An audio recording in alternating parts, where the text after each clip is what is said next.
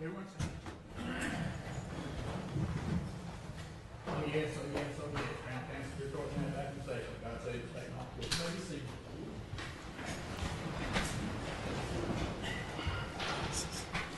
Thank you for that. Here's after the court. Anything to record today? Nothing on behalf of the state. Anything to record? Yes, sir. You can take the stand, please, ma'am.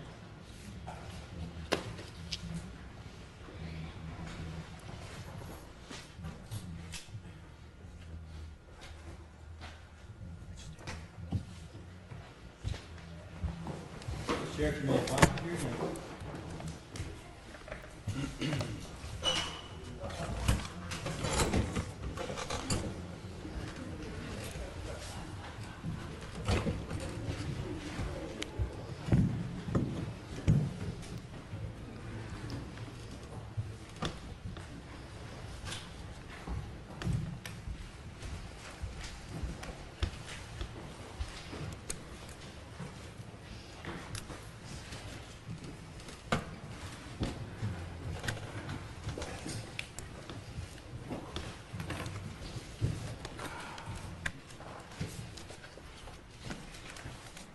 Chaudhary has found by oath to tell the truth that she took for our election recess hearings with the defendant. Thank you, Your Honor. Dr. Chaudhary, when we left, we were talking a little bit about some of the background related to Eric Campbell's development. You specifically mentioned Child Protective Service psychological evaluations, and that were significant to you. Is that right? Yes, sir. May I approach, Your Honor? Yeah.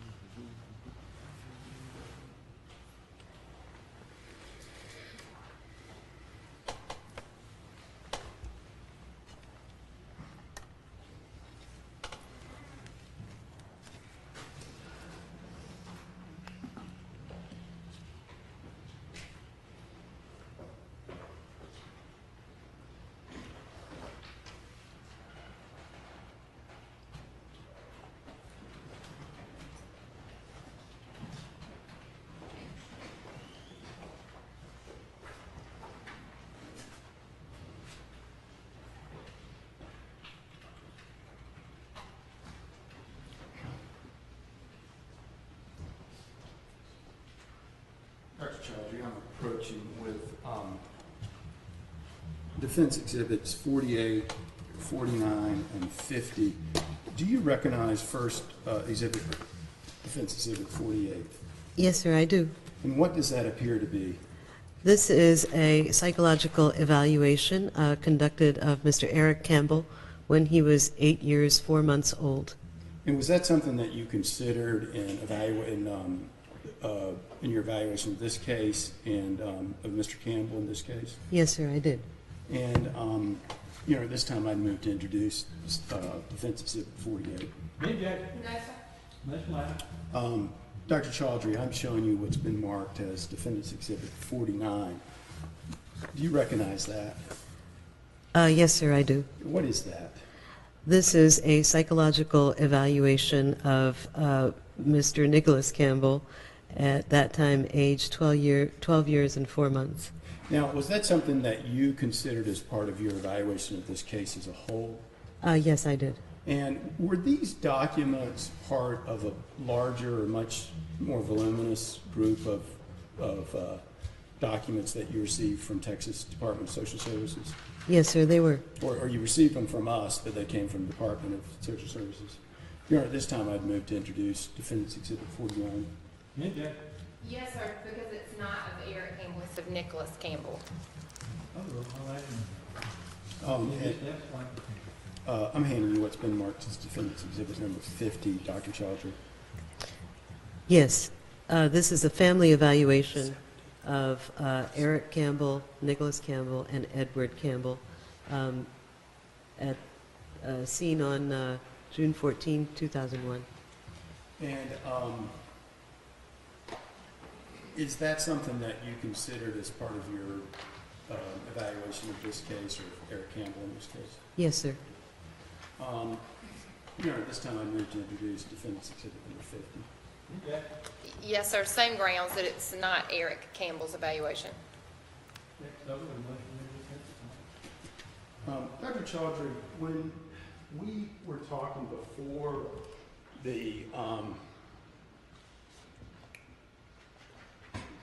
before the lunch break, you mentioned a couple of particular things that were concerning to you as related to these psychological assessment evaluations. Let's first talk about, and you sort of compared Eric Campbell's evaluation with Nick Campbell's evaluation based on their age. Tell us first some of the things you noticed in Eric Campbell's evaluation when he was 8 years old that were significant to you in his development. So one of the things that was remarkable was the documented experiences of traumatic life events that the psychologist conducting the evaluation identified at the time of her examination. The other thing was that Eric Campbell described himself as happy all the time and denied any feelings of sadness, which seems out of sync with all these traumatic instances, including his mother suffering the brain injury and being placed in a nursing home, and his father being incarcerated, which is suggestive of underreporting. It's also remarkable that she documented his tendency to use fantasy thought at a level that, so what she says here is he does tend to use fantasy to excess as a means of coping.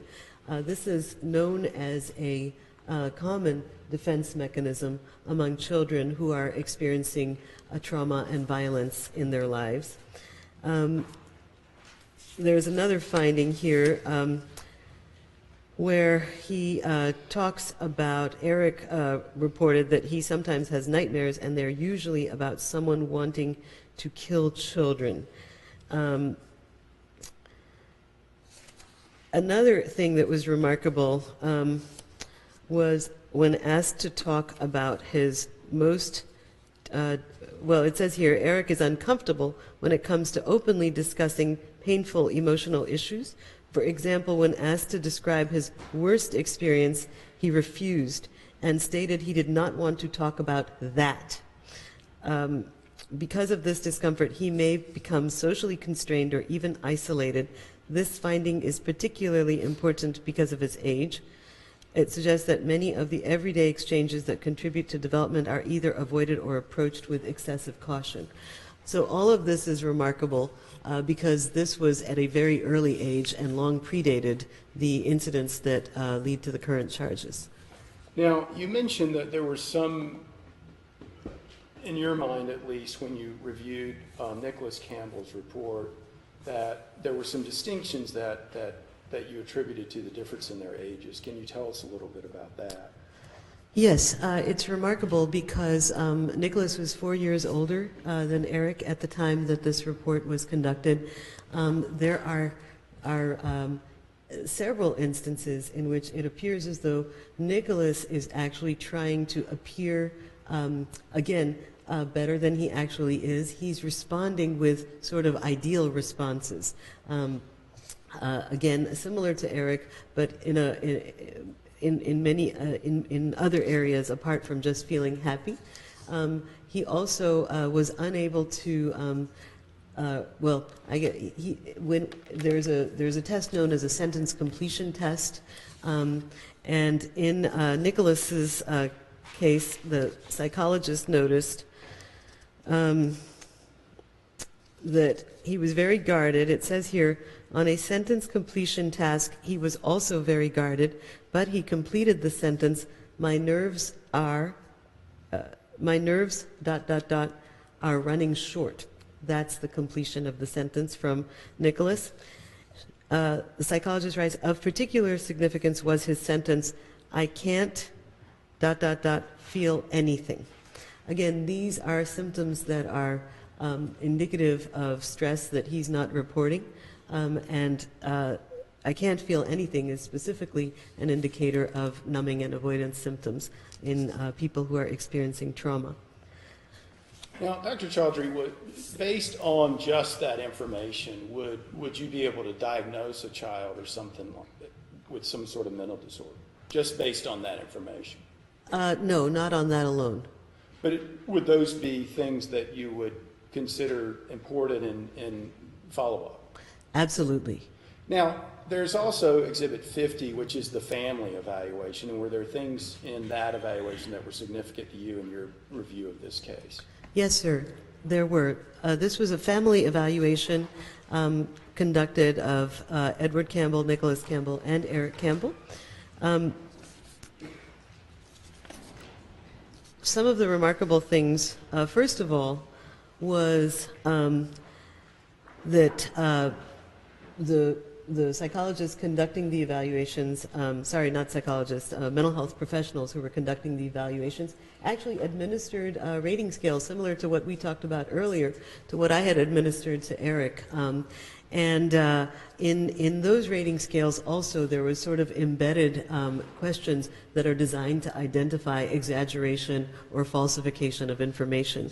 And it's notable that it says, Mr. Campbell received a clinically significant score on the defense responding subscale. Significant scores in this area suggest that the respondent may have answered in a socially acceptable manner. Therefore, all scores should be viewed with caution. And when it says Mr. Campbell, who are they talking about? They're talking about Mr. Edward Campbell. Okay, the father. The father, yes. So that's remarkable. The other thing that's remarkable is that in the section under summary and assessment, the report actually identifies areas of concern, child vulnerability, children exposed to violence, children's ages being 8 to 12, placing them at risk, caregiver capability, father engaging in violence with girlfriend, father has a history with APS and CPS, Animal Protective Services and Child Protective Services. Father has, there's a typographical error in the report, but the meaning is that father has not completed the grief process for loss of his wife. And father lacks family resources. Father admits caring for wife has impeded his ability to care for children. So were these all things that you considered in assessing whether there was as corroborative evidence or corroborative information to the information that Eric and the other witnesses gave you? Was that yes, sir. This is very important information because even the corroborative interviews of other people who knew Eric when he was a young child were obtained after the events that led to these current charges.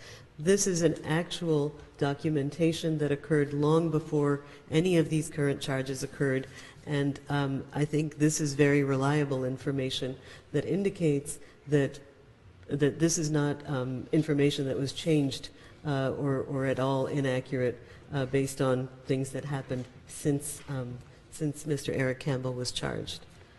So I think this is very reliable information.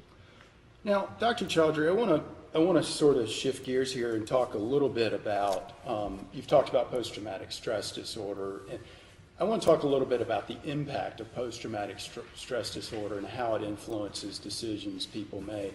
What is the impact of post-traumatic stress disorder in general? Or what can be some of the things that the impact?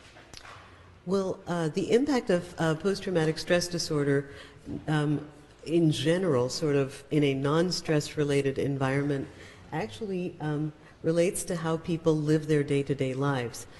They will possibly avoid jobs, avoid situations, avoid people, avoid any reminders of traumatic events. They'll go out of their way. They'll make their decisions based on trying to avoid having any contact with that individual or with situations that remind them of their traumatic experiences. So that is sort of what they do on a day-to-day basis. Under stressful conditions, their inability to actually function adequately becomes amplified. And that's because there are parts of their brain that are not really harnessing information correctly, that are not relaying correctly. We know that there are parts of the frontal brain, the prefrontal cortex, is involved in decision-making capacity, is involved in judgment, is involved in planning, cause and effect, and understanding of that. And we know that in people who have PTSD, those areas of their brain are underfunctioning. We know that the fear centers of the brain, especially when under stress, are excessively firing neurons, and those are sort of overriding the frontal lobes of the brain, which is where people will be able to make decisions or even be able to process information of events that are happening right in front of them. People might not remember things very well. Well, does that mean a person who suffers from post-traumatic stress can't do ordinary things in life? No, sir, that's not what it means. Okay. Now, would it mean that under stressful situations they would likely need to react differently than the rest of us? Yes, sir, that's correct. Now,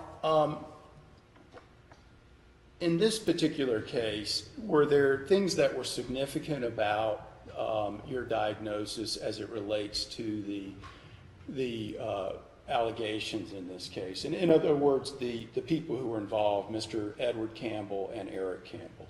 How did that affect your analysis? I'm sorry, sir, could you just repeat the question? Well, in this particular case, Eric Campbell's father was also charged in this case. How did the fact that his father was involved impact your consideration of this case? Yes, absolutely. Thank you for clarifying.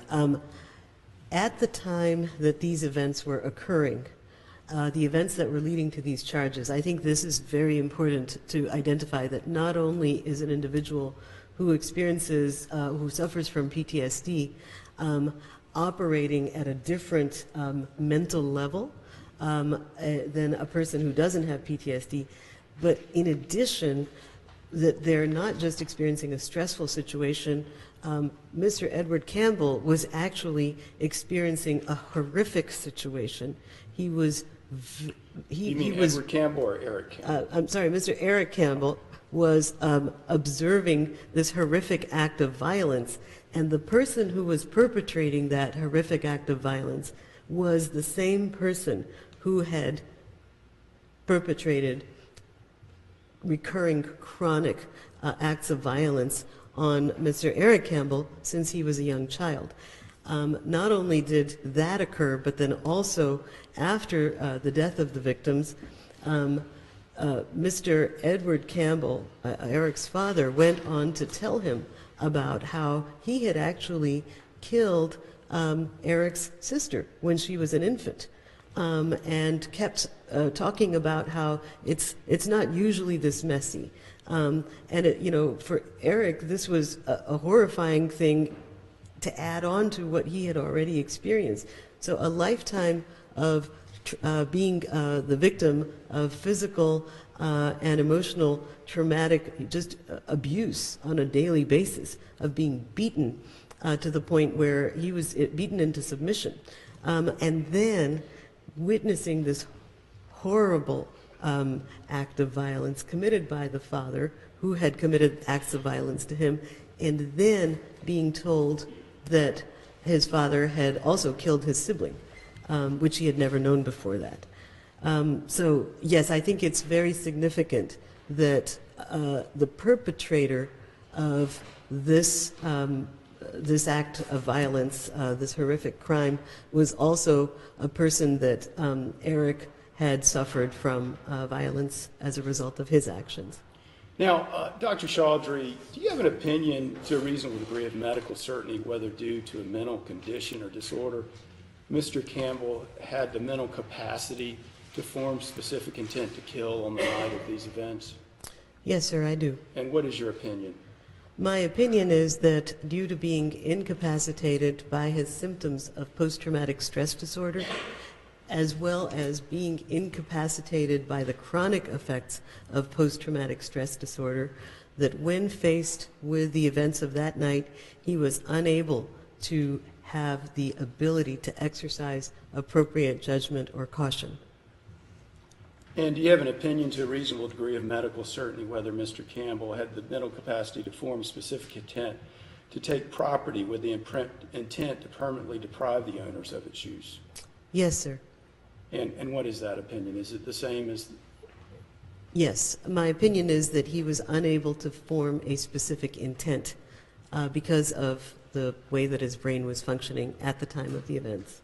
And do you have an opinion to a reasonable degree of medical certainty whether Mr. Campbell had the mental capacity to form specific intent to commit the felony of robbery with a dangerous weapon? Yes, sir. My opinion is that he did not have the capacity to form specific intent. And do you have an opinion to a reasonable degree of medical certainty whether Mr. Campbell had the mental capacity to form specific intent to kill the Faulkner's dogs? It's my opinion that he did not have the capacity to form specific intent. Now, I want to go back just briefly and talk to you about the symptoms of post-traumatic stress disorder. And you've named some of them in general. But I want you to talk to us a little bit about the symptoms as they relate to Mr. Eric Campbell, based on your review of this case as a whole. So I think it's important to identify that post-traumatic stress disorder is a chronic condition. And in many mental health conditions, what we see is the presence of things that don't normally exist. For example, for somebody with a psychotic disorder, the presence of something that doesn't exist would be hallucinations or delusions. Similarly, for somebody who has a psychotic disorder, there is an absence of something that normally would exist. For example, their ability to stay in touch with reality, for their ability to understand that the radio is not, specifically speaking with them. So I think that this is similarly true in PTSD, that in post-traumatic stress disorder, there are three basic clusters of symptoms. Okay, so the first one is the presence of new things that normally don't exist. And those are the sort of the hyperarousal symptoms. And we hear about this quite a bit in combat veterans and such things where people will hear, a door slam and will feel like they're in a combat situation, and it sounds like a grenade going off. And they begin to immediately experience either a flashback where they lose touch with their present moment and they think that they're back where they were, or they'll experience a flooding of those memories. They might understand that they're not in that situation, but their memories are just being flooded and they can't stop those memories from coming in. The second set of symptoms are what we call numbing or amnesia symptoms, and those are the ones that are actually more prevalent in although it's true that Mr. Eric Campbell has symptoms in all three of these subcategories, it was surprising to me when I did the testing that this was the area where he had the greatest number of symptoms. So inability to remember events, blocking out events, dissociating meaning really not maintaining present contact with reality, things like derealization, where something is happening, but it feels to you like this isn't real. This is happening on a movie screen, that this can't be real, not really being able to process that something unfolding in front of you is a real thing. And depersonalization is another form of dissociation where people will experience something that's going on with them right this moment, and they feel like it's not them that it's happening to, that this is another person who's going through this experience. And that is the bulk of the symptoms that Mr. Eric Campbell is scoring on the clinician-administered PTSD rating scale. The third set of symptoms have to do with arousal, irritability, and that is where people will sort of constantly feel like they're having to walk on eggshells. They can't relax, they can't sleep. Even when the threat has gone away, they still feel like that threat is still present. Even, I mean, for example, in Mr. Eric Campbell's case, when I met with him to interview, he was aware that his father was no longer alive. However, it was remarkable how often it was that he would slip into describing his father and describe his father in the present tense, even though mentally he knew that his father was no longer alive. It was that difficult for him to separate himself from the hypervigilance that the threat of his father still remains present to him. Now, Dr. Chaudhary, you mentioned that he suffered from a number of these symptoms at the time of this offense. Based on what you know about post-traumatic stress disorder, do you have an opinion to a reasonable degree of medical certainty whether he suffered symptoms of dissociation, derealization? Yes, sir, I do. Explain that to us, if you will. It seems very clear from Eric's self-report, but also from the findings that I identified in the standardized rating scales, that Eric suffers from a unique version of PTSD that has significant dissociative features. And so there's quite a bit of medical research in the last 5 years that actually demonstrates that there are special vulnerabilities, people who have chronic trauma, people who have trauma at an early age, trauma that is perpetuated by a family member or a caregiver, and that people who experience that level of trauma, that dissociative symptoms of depersonalization and derealization are associated with more complex problems in the way that the hormonal responses occur, as well as in the way that the brain relay systems occur in the fear centers, as well as in the prefrontal cortex areas, which are the areas of executive function where judgment and decision-making capability occurs. That's a lot of the medical terminology, but how would it affect his ability on this particular night to respond to these events? The way that the way that Eric Campbell described his symptoms to me, and the way that he described them to his treating physicians at Central Hospital, is that there were times where he couldn't believe what he was seeing, and there are times when he understood exactly what he was seeing, and he felt paralyzed, horrified, unable to act. There were times when he understood what he was seeing. He had the mental thought of, I could do this, and then was terrified I could do this, meaning I could escape, for example, this situation. I could call the police, and then being terrified with the thought that, no, my father is going to find me, he will find me, he will kill me, and I cannot disobey him. So it wasn't that he was in a single given mental state throughout the course of the time that these events were occurring. It was more that he was fluctuating in and out of different mental states based on the presence of PTSD symptoms And that these mental states are not something that an individual can immediately, consciously ask the brain to go into. These are unconscious responses. As any of us have gone through something that's a horrifying, terrifying event, the brain just sort of kicks in. These are reflexes, and they're not conscious reactions that a person has. Do you have an opinion to a reasonable degree of medical certainty as to whether post-traumatic stress disorder, or chronic post-traumatic stress disorder that you have diagnosed Eric Campbell with affected his reasoning and decision-making on the night of Faulkner's death?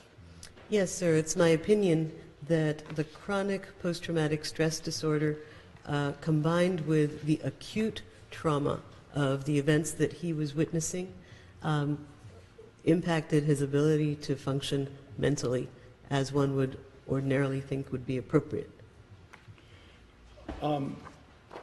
Dr. Chaudhary,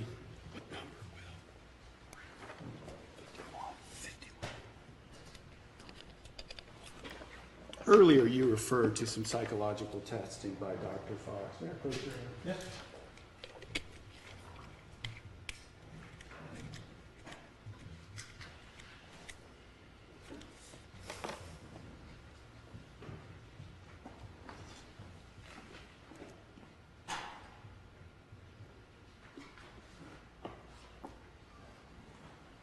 I'm showing you what's been marked as Defendant's Exhibit 51. Do you recognize that? Yes, sir, I do. And what is that?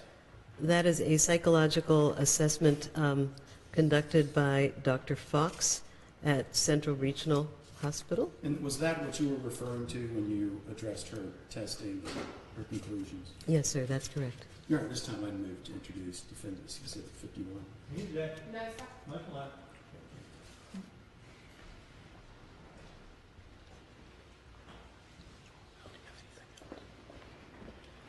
I have no further questions, Your Honor, at this time. with the state. Dr. Chaudhary, you indicated as a part of a forensic exam that you, versus what you do in the clinic, that you can't only rely on what the examinee says, but you have to look over collateral information and assess that against what the person you are screening tells you. Is that correct? Yes. And that's what you did in this case. Is that correct? Yes. And as part of the collaterals, is that a fair assessment of what they're called? The collateral information is just collaterals. That's what you looked at. It's a series of reports, but also records. And you've stated that you looked at the Texas DSS records. Is that correct? Yes. In fact, you said they were quite voluminous. Is that right? Yes. But there were only two times or two instances that the Texas Department of Social Services was involved in Eric Campbell's life. Is that correct? Yes. And a lot of the material that was given was repetitive. Is that fair to say? I would say some of it was. And in 2000, the allegation was that Edward Campbell had overdosed in the house. Is that correct? Yes. And that Nicholas and Eric found him and called 911. Is that correct? Yes. And in that, they were examined by Child Protective Services and the social workers who work for them. Is that a fair assessment? I'd say yes. And that Nicholas and Eric denied any marks or bruises on their bodies, except that Eric had showed some bruises on his legs from playing. Did you note that in that assessment? In addition to bruises on his legs, I would say what I noticed was that there were 18 bruises on Eric's body at the time, and some of those bruises were on his legs. There were several bruises around the area of his left arm, near the wrist, that appeared to be grasp bruises. He had 2 bruises on his left shoulder, as well as I recall there were 2 bruises on his back. Now, some of those were noted as scratches, is that correct? It's probably yes. And are you making the assessment that they were grasp bruises? No. But nobody noted that they had found grasp bruises. None of these social workers noted that in any of their reports. Actually, it was noted in the medical report that Eric had reported that a child on the playground had grabbed his arm. But he didn't say that his dad did that. He has consistently underreported any findings throughout, including during my examination. See, Nicholas stated in the same, with this same report in 2000, we're still dealing with the overdose, that he says that the boys told workers that their father spanks them on their buttocks when they misbehave with a belt. They denied that father leaves marks or bruises on them. Did you read that? Yes, I did. And sometimes father makes them do time out in the bedroom. Yes, I read that. And in the interview, the children denied that the father mistreated them. They expressed that they loved their father and that they did fun things together. Did you read that? Yes, I read that. And the collateral information that was given to the social worker during this incident was given from Linda Cook, the girlfriend of Edward. Did you read her information? Yes, I did. And that she stated she has no concerns of Mr. Campbell abusing or neglecting the children. She agreed to take care for the children as Mr. Campbell is at work. Did you read that? Yes, I read that. Richard Reeves, also a collateral source of information that the Department of Social Services in Texas used, stated he had no concerns of abuse or neglect. He stated he and Mr. Campbell are like brothers and have known each other for several years. Did you read that? Yes, I did.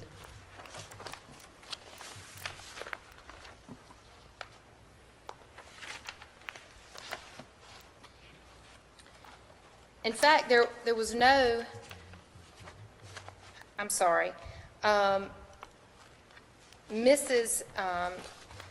Jurek, J-U-R-E-K, who was listed as Lisa and Gregory Jurek, the maternal uncle and aunt. They were also a collateral source of information.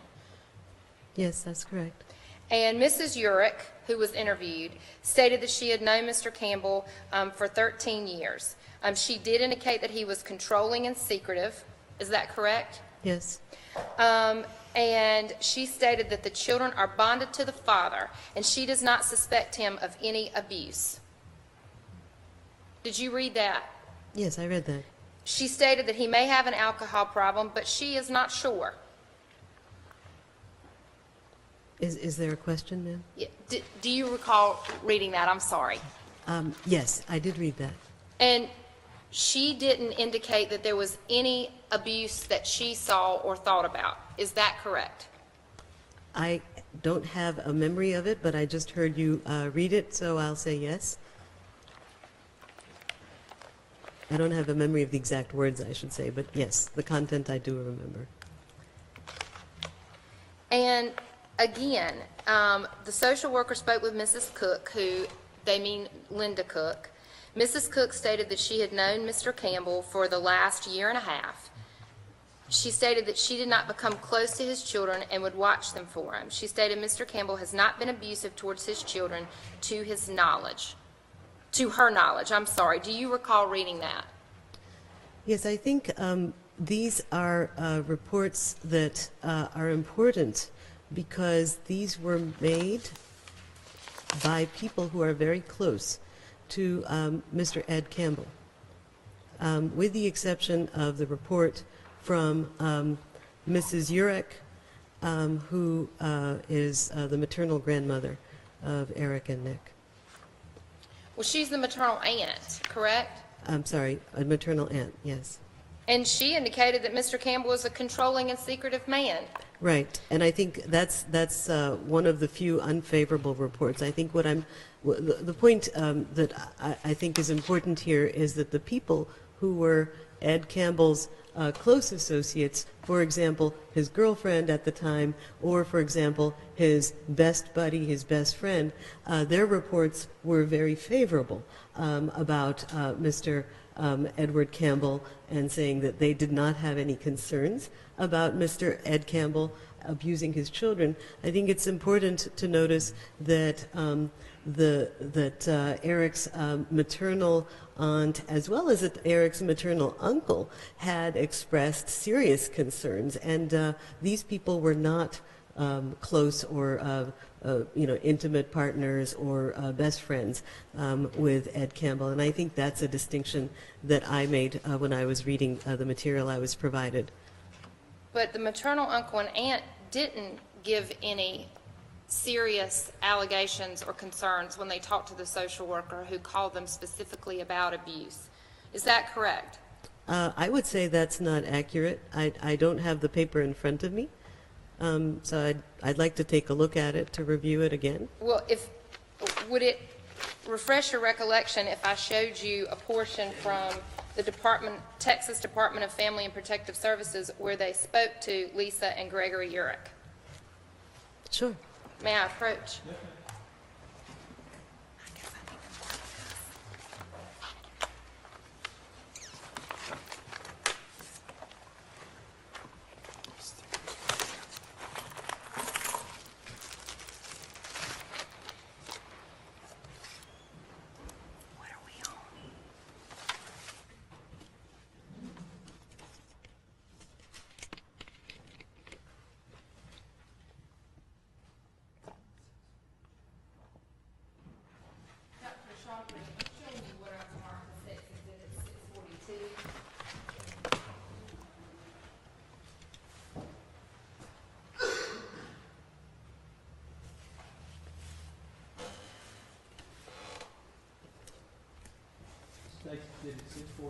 Yes, sir.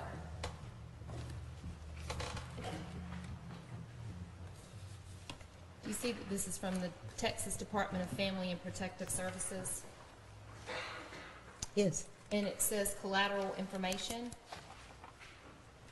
Yes. Lisa and Gregory Urich, or Jurek. Yes. And can you read this paragraph, or if you read that, will that refresh your recollection? Yes.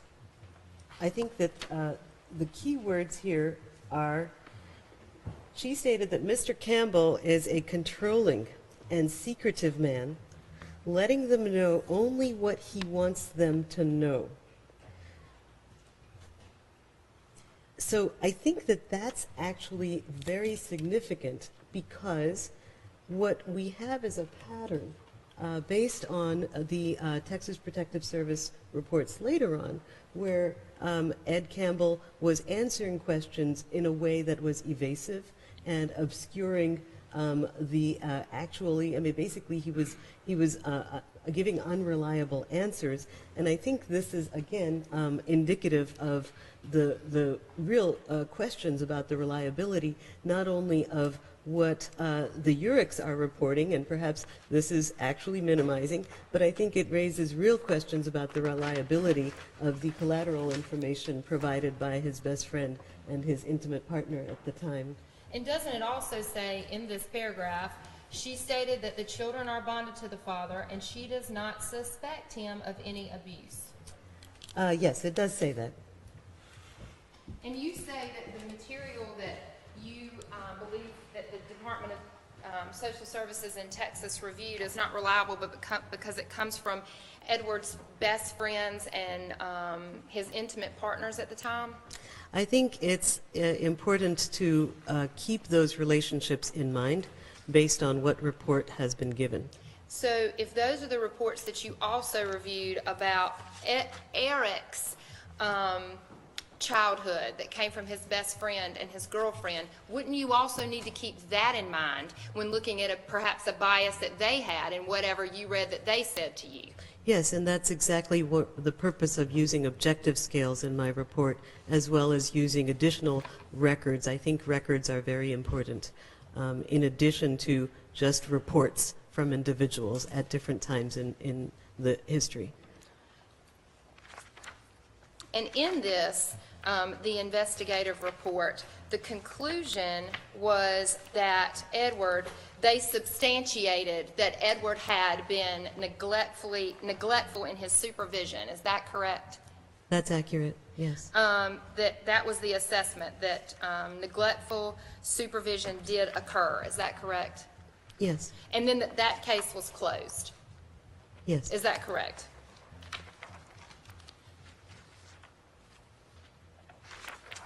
And then there is the second incident that happened in 2001. Do you recall that? Yes, And that's when Ms. Cook, I guess there was some allegation that Edward had been abusive to Linda Cook, and he was arrested. Is that correct? yes, And that there was nowhere for Eric and Edward to go while he was arrested, and so Child Protective Services was called. Is that a fair assessment of what happened? yes, ma'am, it is. And were they at school when this occurred? I don't recall that.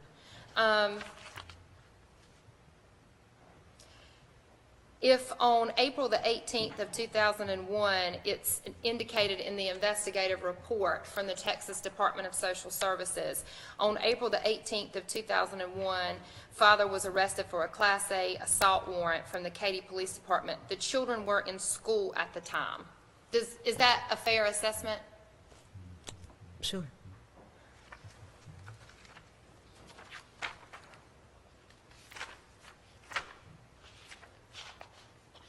And during this department, that's when the defendant's psychological evaluation was done. It's during this particular case that was open with the Texas Department of Social Services. Is that correct? Yes, that's correct. So this was from, I guess, April the 18th is when this report came in. And then it was closed in October of 2001. Does that sound familiar to you? Yes, ma'am, it does. And Eric and Nicholas were taken into protective custody for several weeks after this. Isn't that correct? I don't remember the exact duration. Well, if on May the 3rd of 2001, a worker was explaining to Eric that he was returning home with his father, that would be about 3 weeks. Is that fair? Yes, And when they were explaining to Eric that he was returning home with his father, he was excited about this. That's what the social worker noted. Did you read that in the report? yes, And that he stated that he was happy to be going home. Did you read that in the report? yes.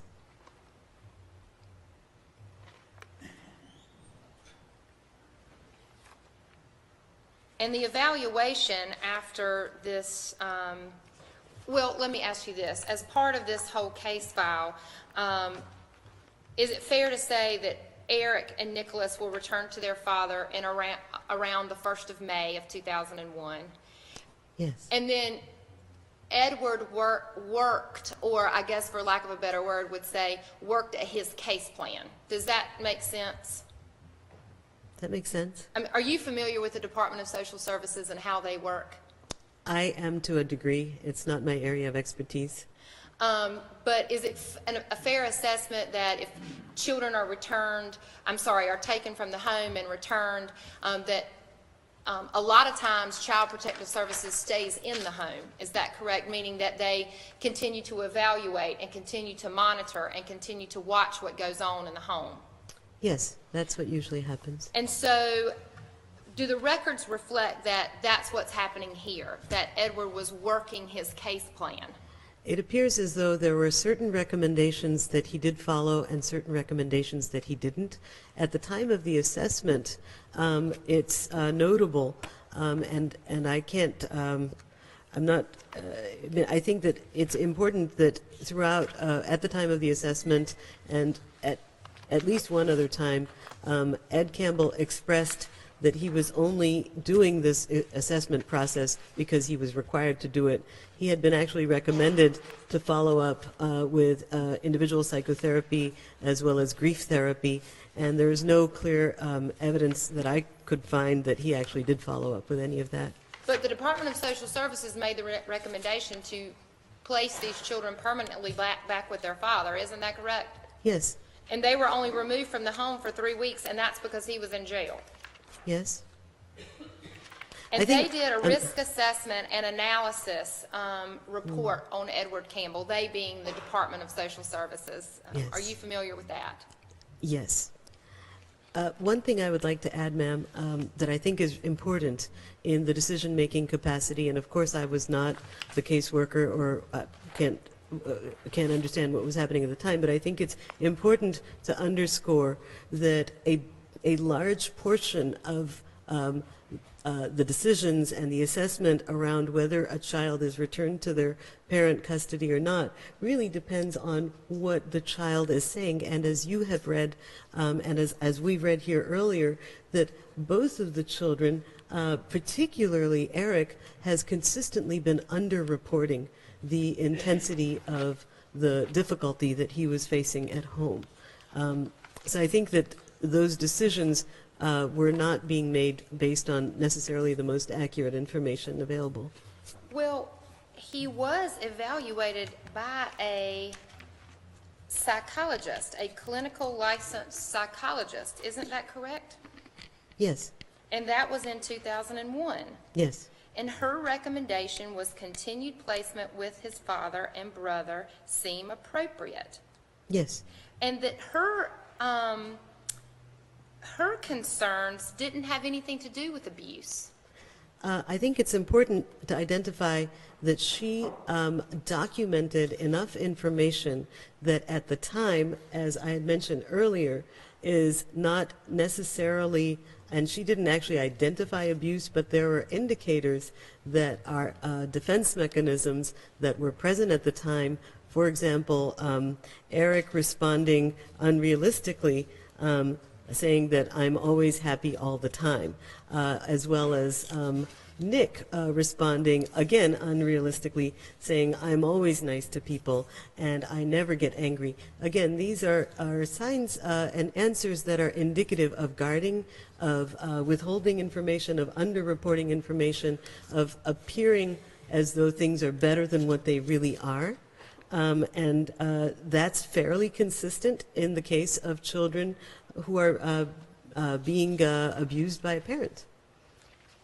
So everybody who they talked to was underreporting. Is that your testimony? I think the culture of the picture that I'm getting clinically from all of these reports is that there's consistently a pattern of underreporting and isolation. And in the risk assessment report that was also conducted by the Department of Social Services, not conducted by the clinical psychologist, but by the social workers on several different occasions. It appears there is one that's dated June 30th of 2001. Did you review that? I wouldn't be able to tell you the exact date of every report that I reviewed.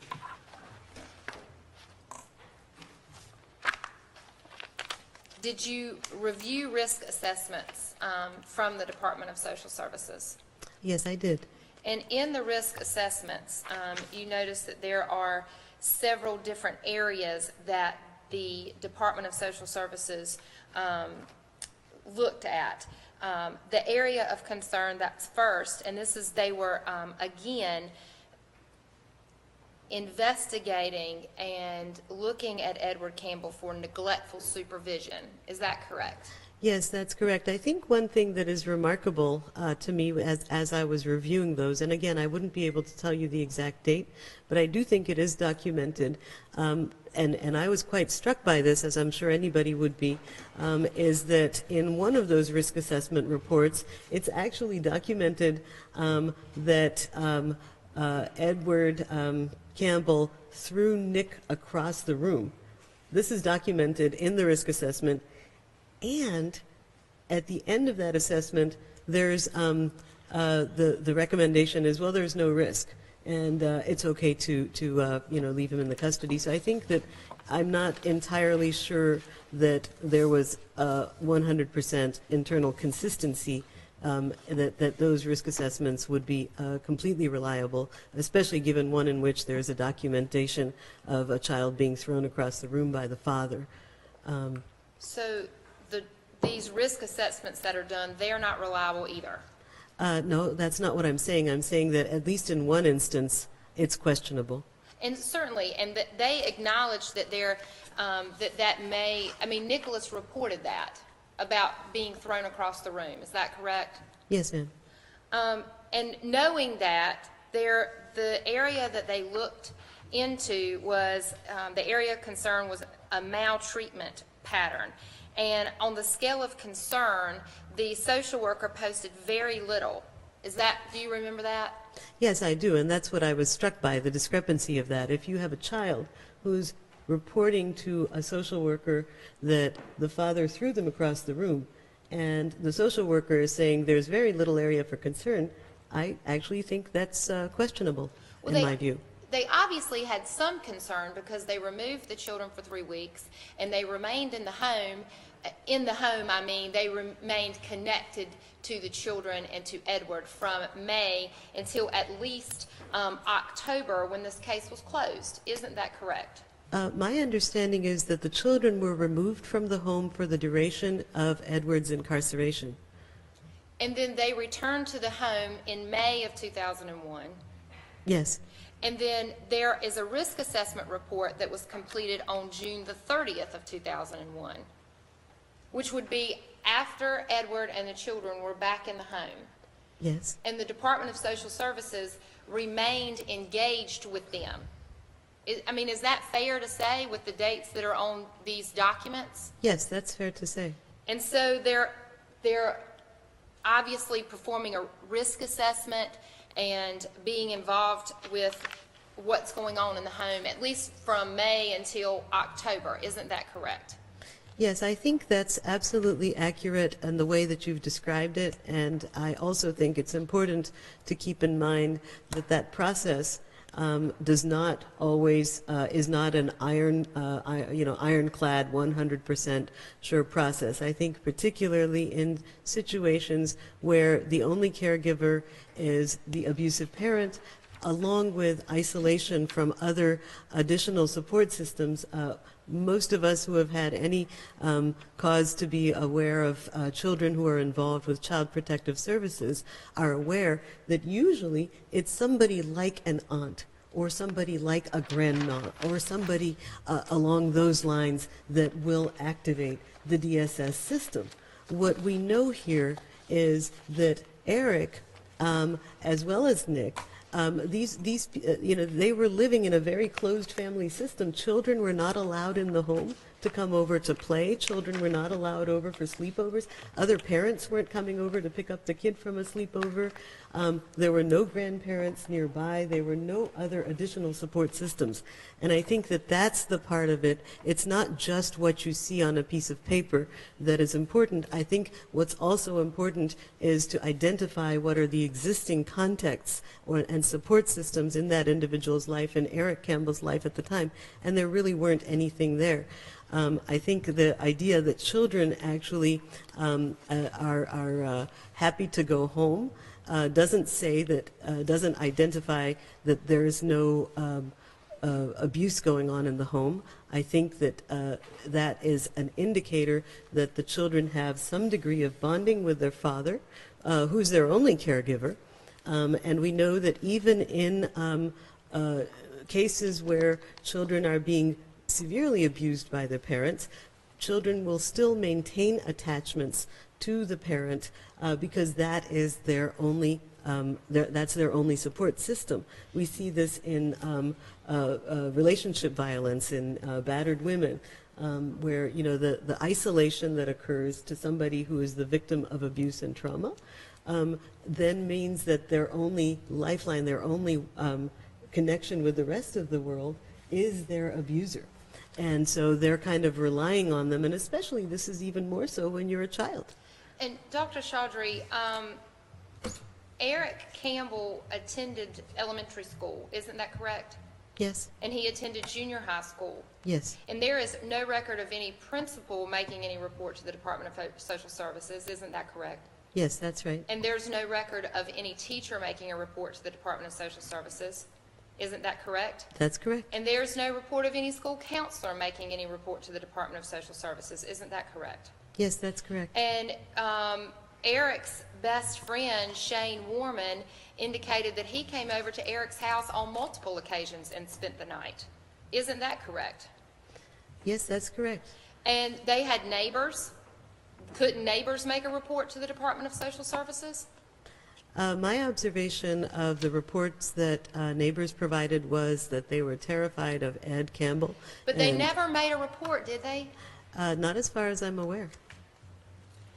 And Eric Campbell saw his pediatrician quite often, isn't that correct? He was seen for follow-ups for attention deficit disorder.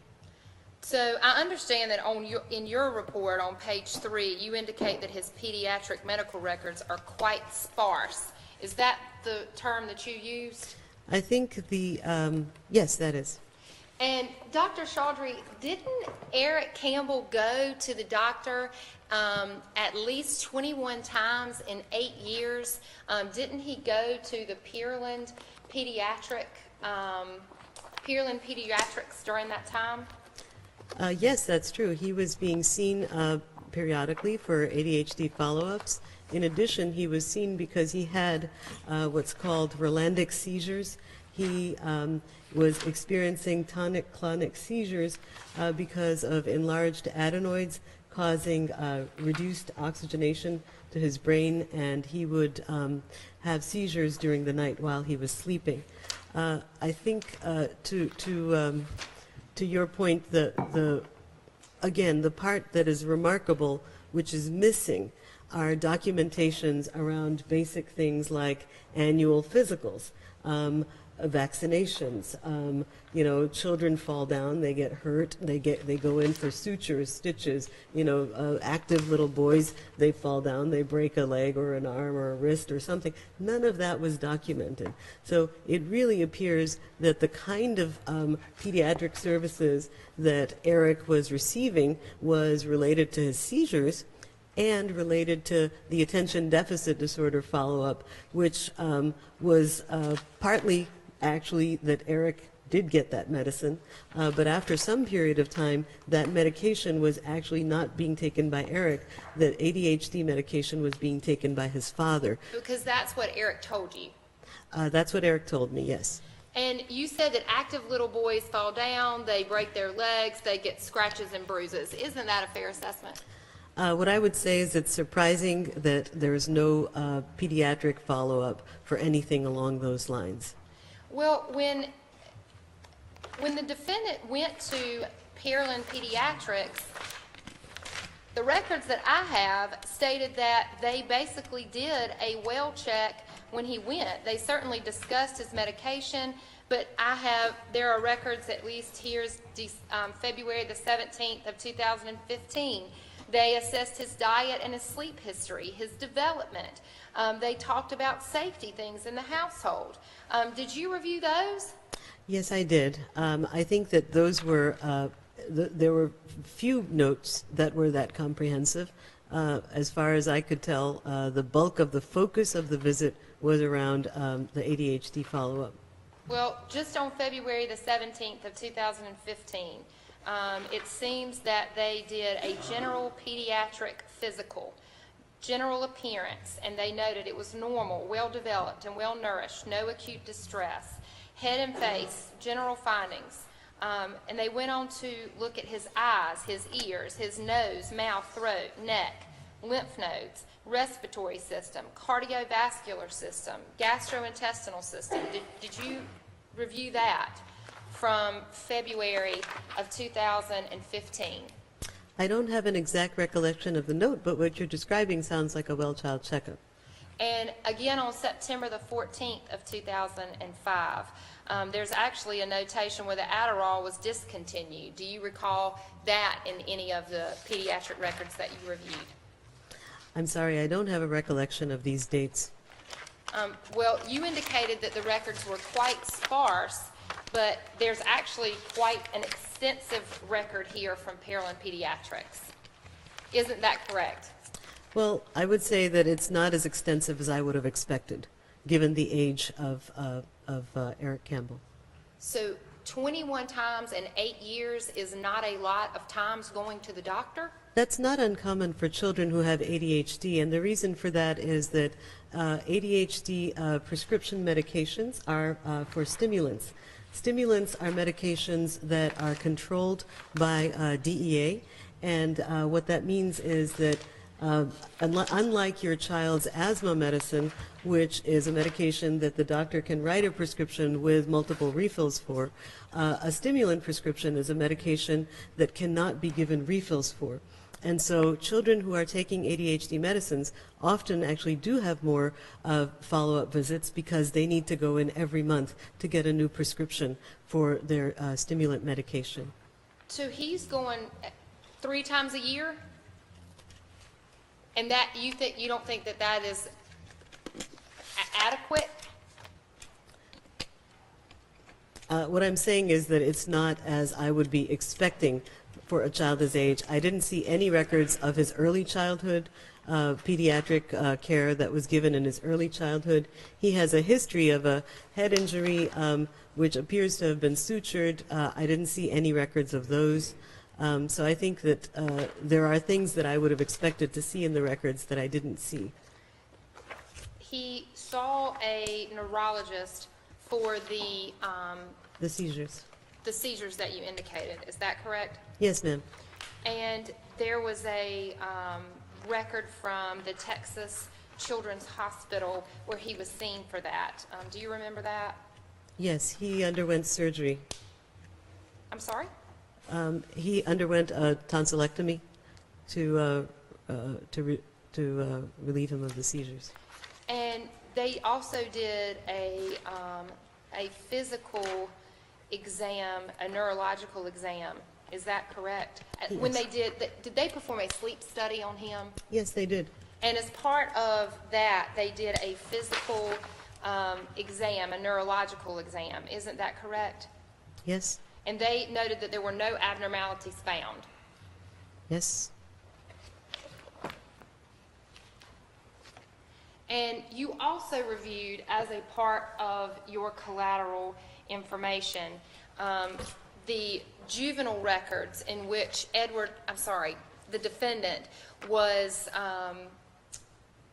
did an intake and talked to the probation officer and the people from what we would call juvenile services, but basically his probation officer and those folks in Texas. Isn't that correct? Yes. And in that report, he never indicated to anybody that he talked to there that he was having anything that was going on in the home. Is that correct? That's my recollection.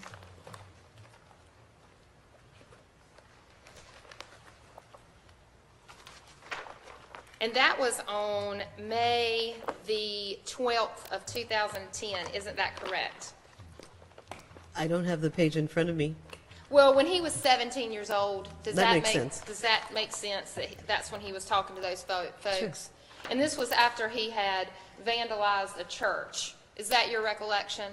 Yes. And done, at least what was reported, of $50,000 worth of damage to that church. My understanding is that that was over-reported and that the law enforcement assessment was that that was $10,000. But yes, I think chronologically that's accurate.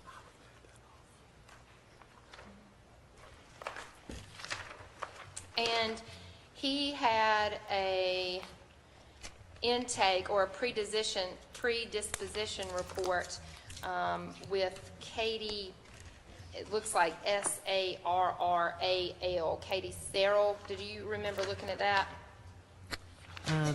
I couldn't remember the exact sheet of paper.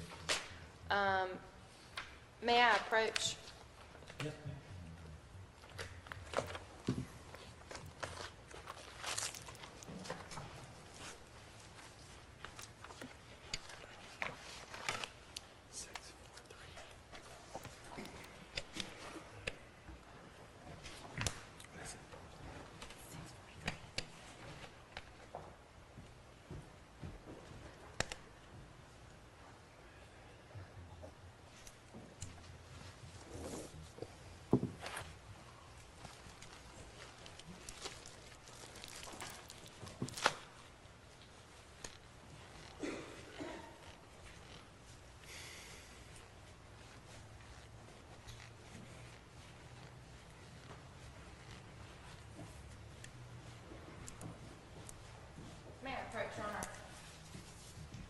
Dr. Chaudhary, I'm showing you what I've marked as State's Exhibit 643. Do you recognize this? Yes, I do. And what is it? It says the Brazoria County Juvenile Justice Department Predisposition Report. And if you can take a look at it. Sure.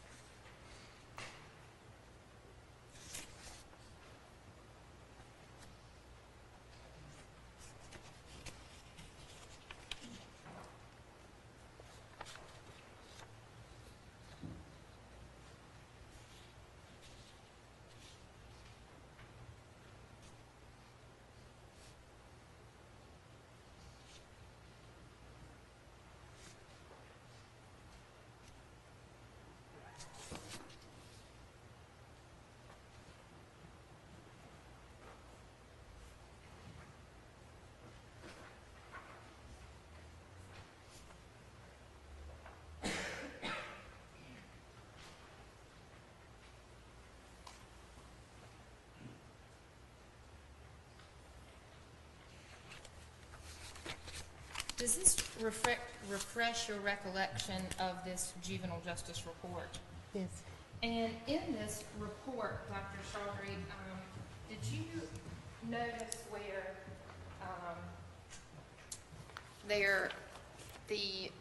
well, I guess it was approved by Katie Sorrell. It was actually submitted by a Criselda Quintanilla, the last name Quintanilla.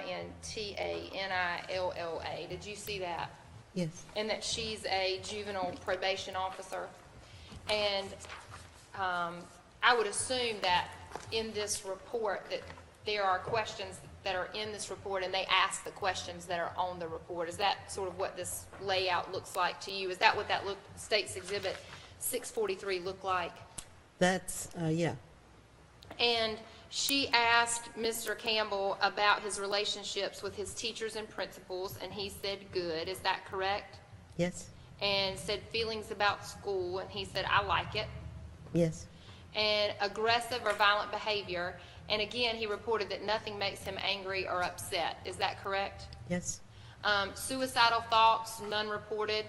Yes. Suicide attempts, none reported. Yes. Isn't that correct? Yes.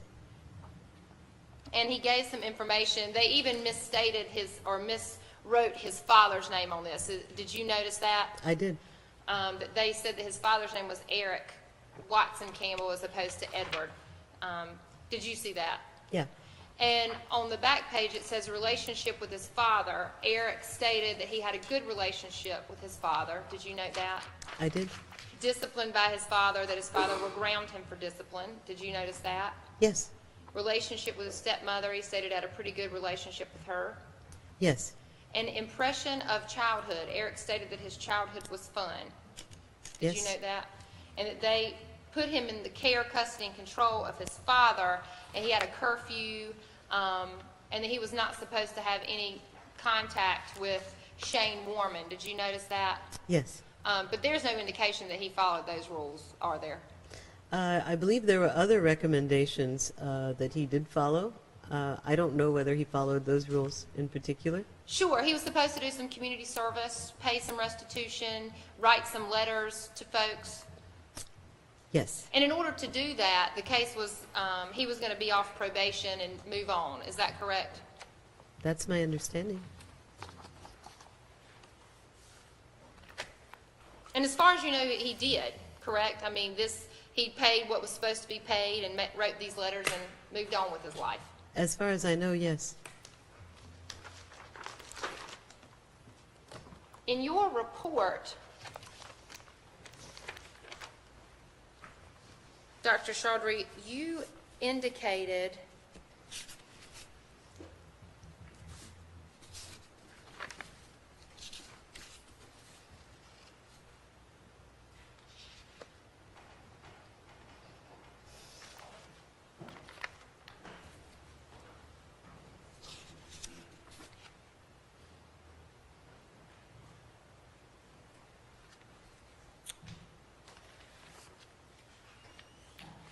on page 6 of your report, you indicated that Eric reported a past history of suicide attempts by overdose in 2008, and then again at age 16 by bashing in his head. Isn't this correct? Are you on the second paragraph or past psychiatric history? Yes, ma'am, and it starts about the 6th sentence. Yes, I see that. And that was self-reported, is that correct? Yes.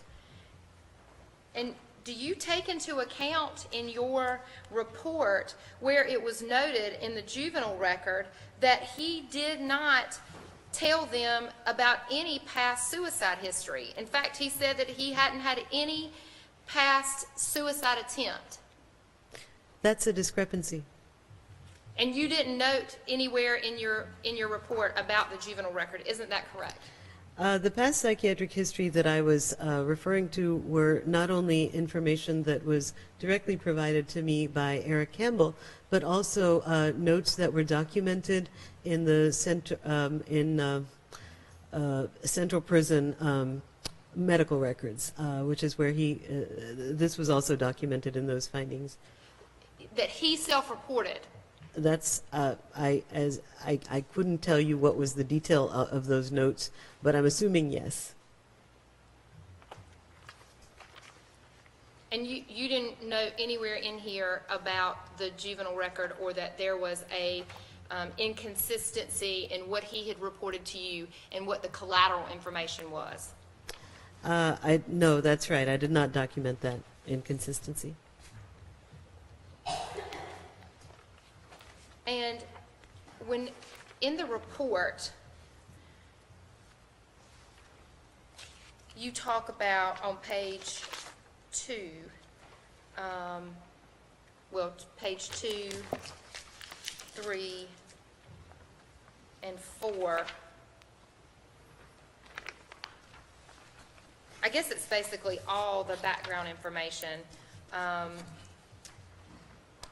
where the defendant has told you about the things that happened in his past. Isn't that correct? Yes. And that's where you indicate about the pediatric medical records are quite sparse. I'm sorry, could you direct me to the page that you're looking at? Yes, I'm sorry. On page 3, the very top, is the second sentence. That his pediatric medical records are quite sparse and focus mainly on evaluation of ADHD, sleep apnea, and the associated seizure disorder. Is that what you noted? Yes. But you didn't note that he had a physical exam basically every time that he went to see about his ADHD medicine. Well, I think that that's part of an evaluation for ADHD because, like I said, the stimulant medication for ADHD is something that actually has a risk of cardiac arrhythmias as well as hypertension. And so for children who do go in for ADHD follow-up, it's not just a matter of questioning their behavior and their response to the medication, but it does also always involve a physical exam to identify the risk for side effects from the medicines. So that's included, I mean, that's part of what's assumed in an ADHD follow-up evaluation. And even in the identifying data on page 2, where you describe Mr. Campbell and his age. Do you note anything that he had not lived at the Indian Acres, 3015 Indian Acres Street for the past 3 years before he had been arrested? You're right. I didn't note that. Isn't his independence an issue in this case? Yes, that is.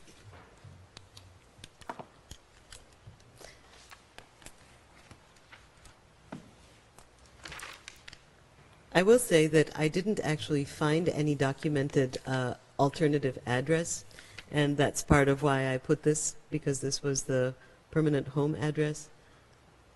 So in the collateral reports, and certainly statements from Eric Campbell that he has given to several people, and the indication from Shane, the information that was given from Shane Warman, and the information that was given from Nick Campbell, you didn't note in there that he hadn't lived at home in 3 years? I did notice that. However, I didn't document the new address in my report. And you didn't document in there that he had lived away from home for 3 years, and I just can't find the address? That's right.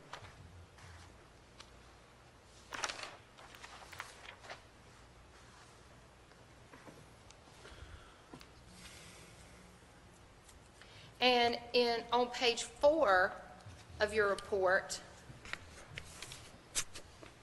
second paragraph,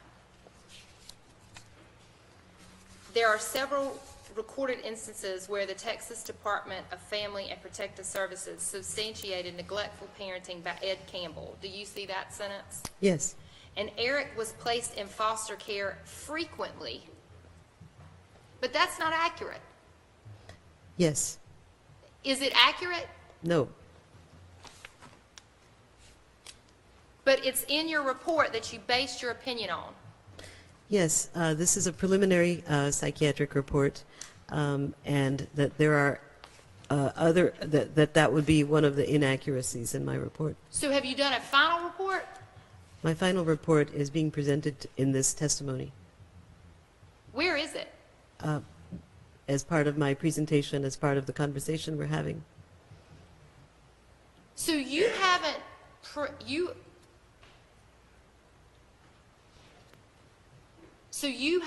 the only written documentation that you have made of this report is what you are deeming the preliminary psychiatric evaluation that you presented with all of your opinions that you have stated here in this courtroom. Is that correct? Yes, that's correct. But this is not your report? I would say that is my report. Unless there's other additional information that emerges, that would be the report that I've submitted. Well, all of this information you already had, isn't that correct?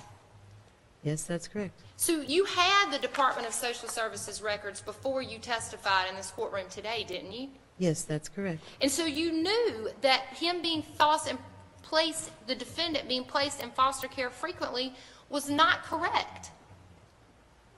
Isn't that true? Yes, that's true. But yet it's recorded as that in this report that was given to the state with your opinion in it. That would be an error in my report.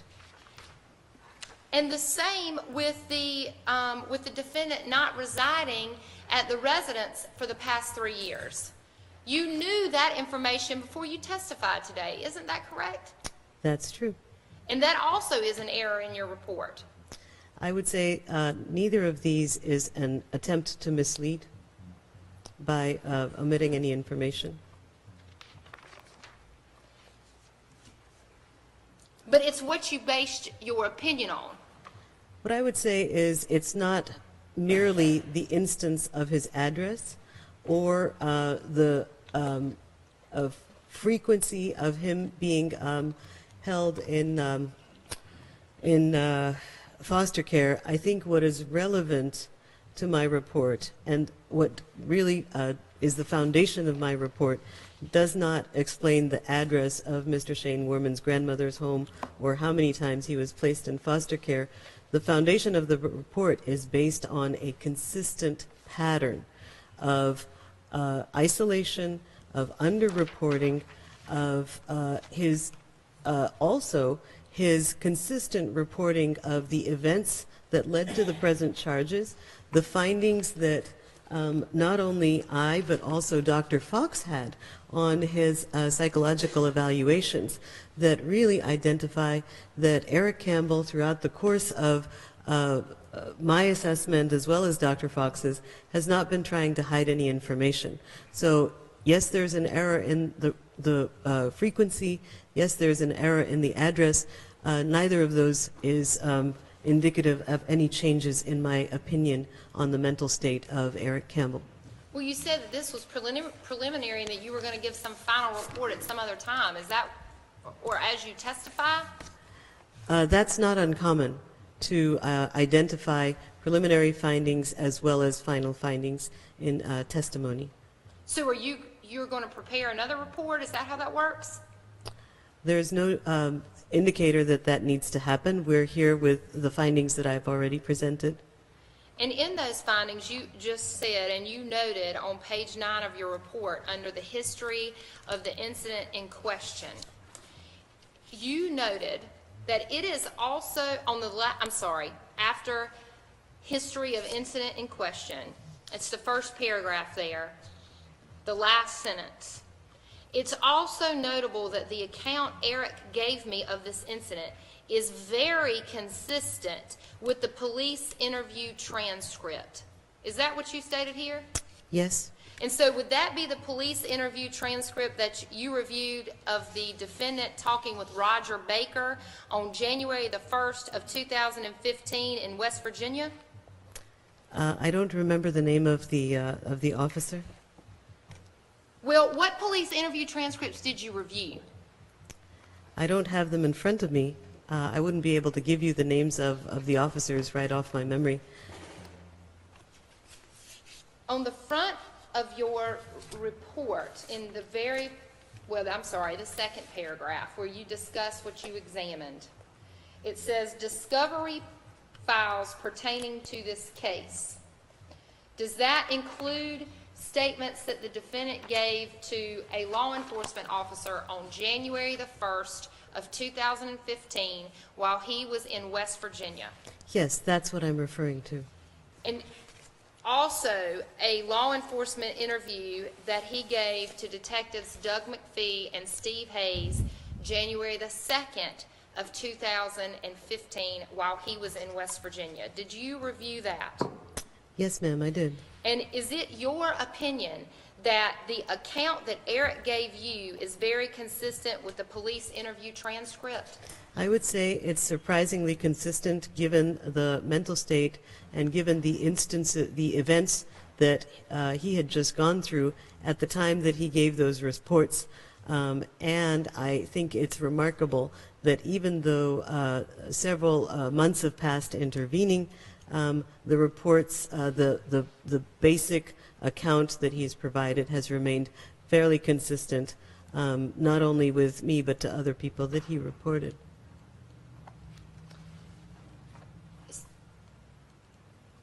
Dr. Chaudhary, is it,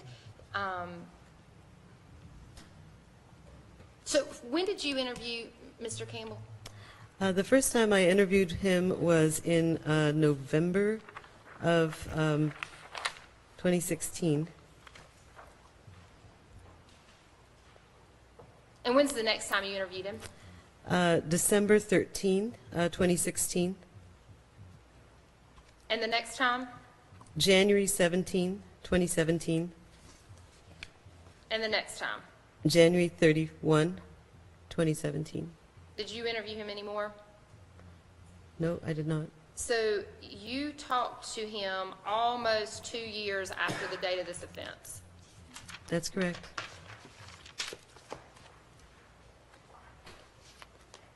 And in the report that, in the version of events that the defendant gave you, where does it say in here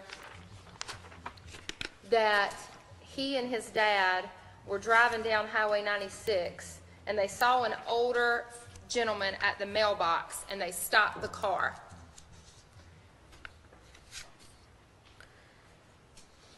I don't have that in my document of the history of the incident in question. And where in your documentation of the history in question does he say that his dad told him to turn around and that was the people that they were going to rob? He did not tell me that. And did he tell you about parking a car behind an abandoned house across the street so that no one would see what they were doing? No, he did not. Did he tell, where in this did he tell you that he knew that his dad went to Home Depot to pick up a sprayer because he knew he was going to rob somebody with it? I do not have that information. But those are the things that the defendant did tell to Roger Baker when he talked to him on January the 1st of 2015. Isn't that correct? Yes, ma'am. There are other areas of the report that Mr. Eric Campbell gave to me that are corroborated in the report that he provided to the officer. But these are areas that I did not receive when I took the history from Eric Campbell.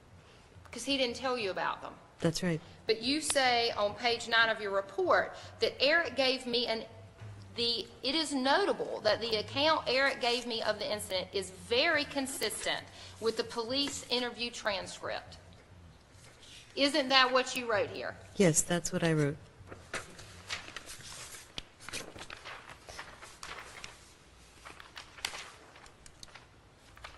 Yes, ma'am.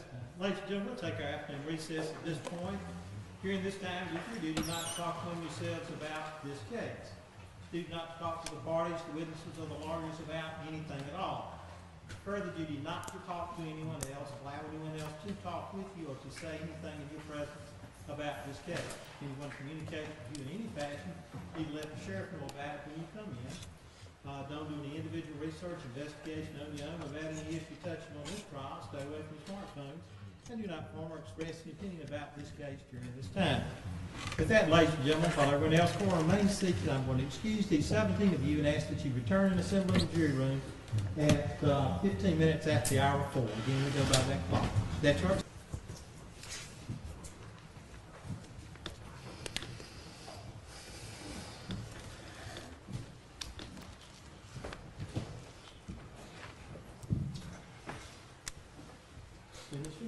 Thank you, Your Honor.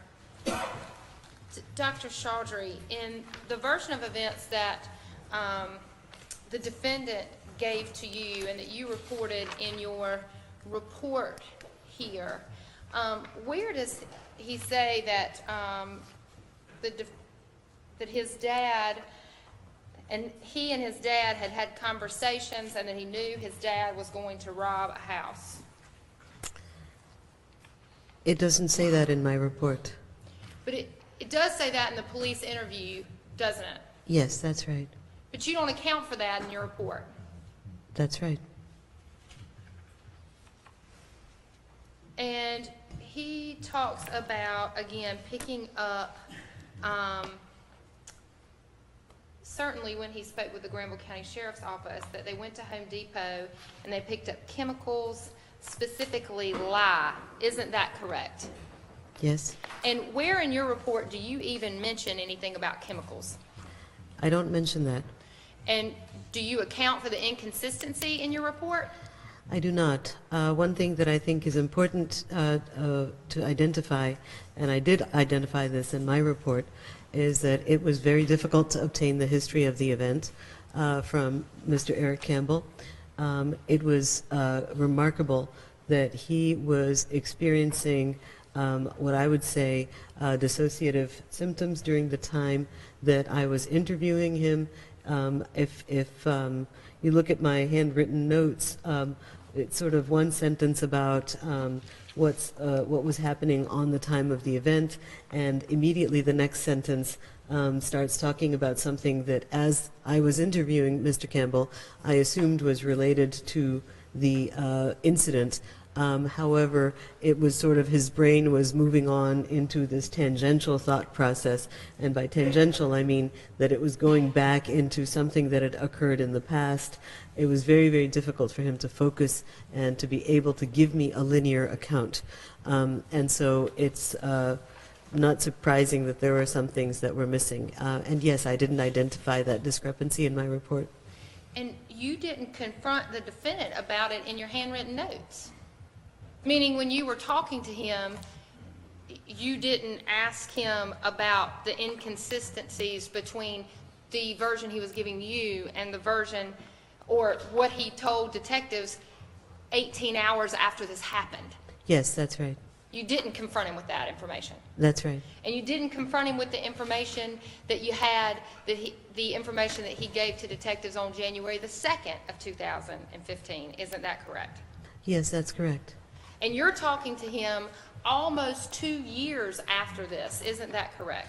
Yes, and I think that is my understanding of what explains omissions, is the way that memory works specifically for an individual who has a PTSD, is that it's very difficult for him to remain in chronologic order. The way that the events were occurring that evening, that night, his actual ability to be present in a chronological fashion was limited, was impaired because of his post-traumatic stress disorder symptoms. And I do believe it's accurate to say that reports that are immediately presented after an incident occurs will contain different degrees of information, will qualitatively have different information as well as quantitatively, and that the same information recounted 2 years later is presented in a different way. The brain is processing that information and those memories in a different way. And we also know that people with post-traumatic stress disorder have actual brain changes in the areas of the brain where memories are stored. So, for example, we had spoken about the hippocampus earlier today, where we know that there is actual shrinking of hippocampal regions that occurs in many people with PTSD, so it's not surprising to me that there would be inconsistencies in the memory. And in fact, the reason I use the word very consistent with the police interview transcript is because my expectation would be that there would be even greater inconsistencies given the interval of time that had passed. So I was actually quite surprised about the degree of memory preservation that had actually occurred. But you don't account for any of the inconsistencies in your report. That's right. What I do account for in my report is the diagnostic process and the diagnosis of PTSD. Because that's the most important thing that you want to get out in your report. My goal in performing this report is to identify what, if any, psychological conditions are present and how they relate to the charges in question. And you're interviewing him 2 years later. Isn't that correct? Yes, that's right. And you're doing a forensic evaluation. Isn't that what you said? This is a psychiatric evaluation in conjunction with a legal case, which constitutes a forensic evaluation. And forensic evaluators are supposed to confront the folks that they're interviewing with the collateral information that they have. Isn't that correct? I think that what is important is to identify any discrepancies or to identify alternative sources of information. And yes, I did not identify that discrepancy in my report. The discrepancy with the January the 1st transcript or the statement that he made there or the January the 2nd interview that he gave. Isn't that correct? Yes, that's correct. And the defendant told you about this cathartic statement or what he says about his sister, that his dad confessed to killing his sister. You note that in your report. Isn't that correct? Yes, that's correct. Did you read Dr. Hagen's report as a part of what you did? No, I didn't receive Dr. Hagen's report until later. Did you read Dr. Hagen's notes that he took as that he based his report on? I don't recall that I had that report at the time, but I might have. May I approach? Yes, ma'am.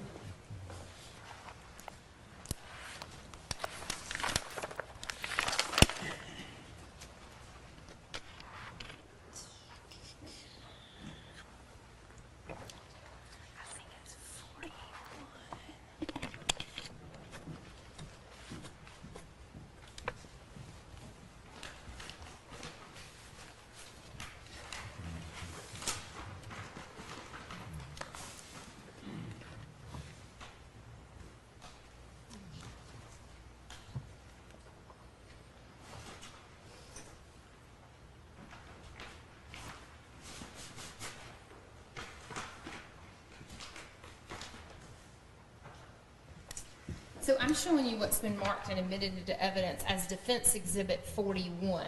Do you recognize this as anything that you reviewed as a part of your exam and final opinion?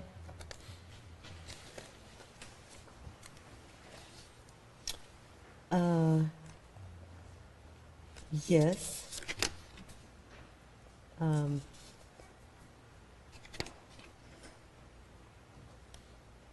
I would say I probably reviewed, no? Yeah, I'm not sure that I actually reviewed these notes. So I think I definitely reviewed Dr. Hagen's report, but this does not look familiar to me. But you said you reviewed his report after you had finalized yours. Is that correct? Yes. And you didn't review these 12 pages of typewritten notes that Dr. Hagen put together as part of his report?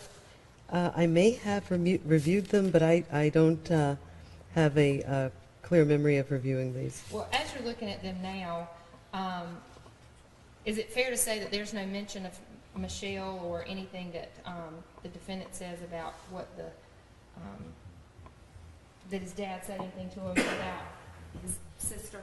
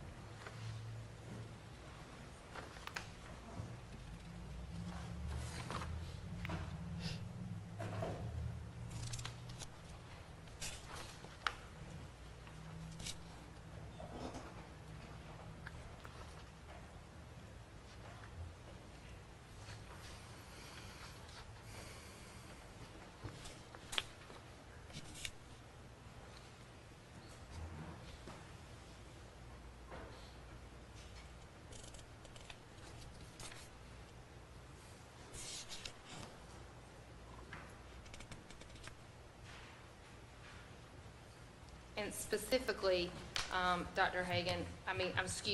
Chaudhary, I believe Dr. Hagen talks about the incident starting on page 9. Yes, I don't see any mention in this, in these notes.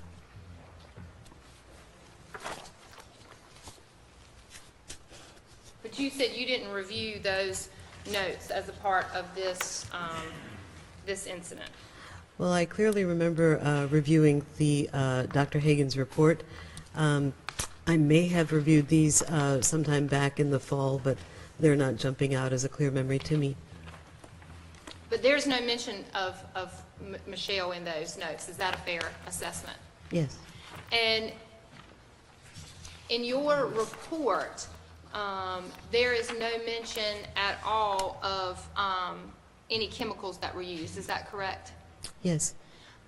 Did you look at the autopsy report that was provided? And you noticed on the autopsy report of Jerome Faulkner that there is many indications of chemical burns. Yes. Isn't that correct? Yes, that's right. Did you confront the defendant with that information? No, I did not. Did you mention any of that inconsistencies or those inconsistencies in your report? My report was a diagnostic report in relation to the charges in question, so I did not. He is charged with murdering Jerome Faulkner, just as he is with murdering Dora Faulkner. Isn't that correct? Yes, that's correct. And the autopsy reports that you were provided, that is not relevant to what you're evaluating him for? Ma'am, my evaluation is a psychiatric evaluation. So it's a psychiatric evaluation in that you listen to what the person who's reporting tells you, and you take that information and make a diagnosis. In addition to reviewing previous records, as we've seen earlier today, as well as reviewing standardized clinical rating scales, as well as reviewing other materials. However, the purpose of my report is not to decide whether somebody is guilty or not guilty of a crime. My purpose of my report is to identify the mental issues as far as I can identify based on the information that I have. But you didn't note any of these inconsistencies. You didn't confront the defendant with anything that wasn't what he told you and what went along with this diagnosis. Isn't that a fair assessment? Yes, that is. You relied on Eric's statements to Not the entirely. exclusion of other things that didn't fit with what the diagnosis that you wanted to make in this particular case. I don't think that I conduct this evaluation or any other evaluation with any diagnosis that I want to make. I think that any conclusions that I come to are based on clinical interview information as well as collateral information, as well as the use of standardized rating instruments, which are both identifying self-report as well as identifying falsification of information. But collateral information that you don't even mention in this report. Is that correct? I did not mention the autopsy report of Mr. Faulkner. Or the inconsistencies with both of the interviews? Yes, that's right.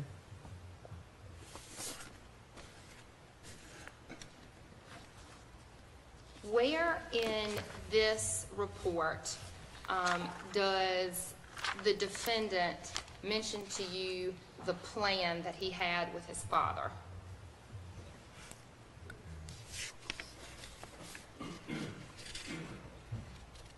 It would begin on page 9. And what does he report that the plan is? The plan is for his father and Eric to go on a camping trip. That is what Eric said to me was the expressed plan, but that Eric was aware that his father was trying to escape from the law. However, that I'll just refer to my report here if you don't mind. Although Eric was aware that the camping trip was a pretext and that his father wanted to get away from the law and that he did not want to go on the trip, he agreed to do so because he was afraid that Ed's intent was to find Holly and the younger children and to kill her, and also he feared that Ed would put himself at risk if he was alone. So I think that although Eric was aware that this was not a camping trip per se, he was actually very concerned about the risk that Ed Campbell posed. And that was a risk to Holly, is that correct? As well as to his half-siblings, as well as to himself. But he participated in bonding him out of jail, isn't that correct? Yes. And he sold belongings to get him out of jail, isn't that correct? Yes. And he doesn't tell anybody in this first interview that he knew that his intent, that the defendant knew that his father's intention was to find Holly and to kill her. Does he? No, he does not. Does he mention to anybody in the second interview with the Granville County Sheriff's Office that his father's intention was to find Holly and kill her? Not as I can recall. Does he even mention Hillsborough? Not as far as I'm aware. Does he do that? Does he mention Hillsborough in the second interview that you know of? I wouldn't be able to recall which, but not as far as I know. I can't say for sure. And did you follow up and ask Mr. Campbell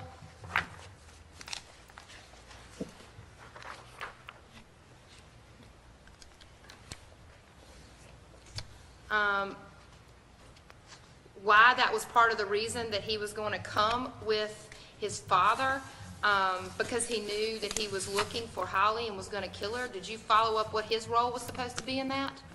Well, the way that our conversation went was that he was afraid that his father would try to harm Holly or the younger children, and that he thought that he would be able to prevent that. In addition, that he felt that he would be able to actually help his father get back on track, get back in touch with,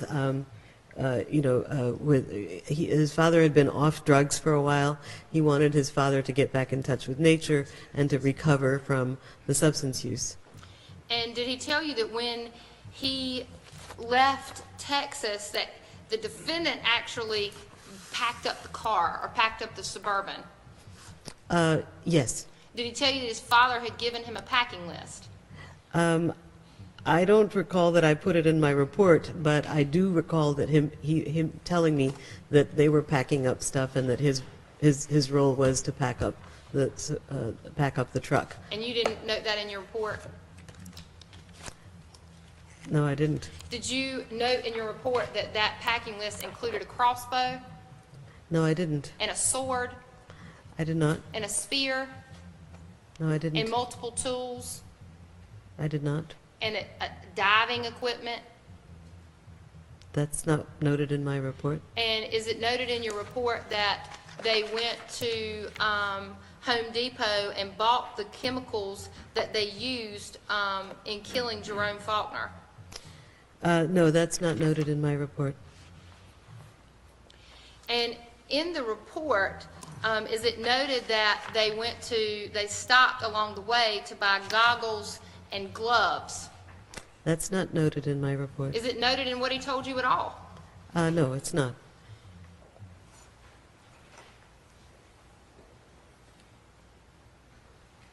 And on page 9 of your report, it appears that the defendant reported that he had a Suburban, that his father had a Suburban. Is that correct? I'm sorry, let me just I'm find sorry, the that last paragraph of page 9. Yes. And he stated that he told Eric he bought it. Yes. Did you confront him in your notes, or do you note in your report anywhere that they had just spent a lot of money that they had to raise in order to get Edward out of jail? I'm sorry, could you repeat that question? Yeah, I'm sorry, let me rephrase it. I'm not sure that it made much sense. Is it noted anywhere in this report where you asked Eric how his dad got the money to buy the Suburban? No, it's not noted here. Did you ask Eric how his dad got the money to buy the Suburban? I didn't, because Eric was befuddled about where this Suburban came from, and he felt confused about it. He had already expressed that confusion to me. And you didn't note that that was inconsistent with the fact that Edward had just gotten out of jail and did not have any money. You didn't note that in your report. Is That's that right. correct? Yes. And that it was inconsistent with the fact that Eric and Nicholas were selling off belongings in order to just raise that money. Did you note that anywhere in your report? I did not.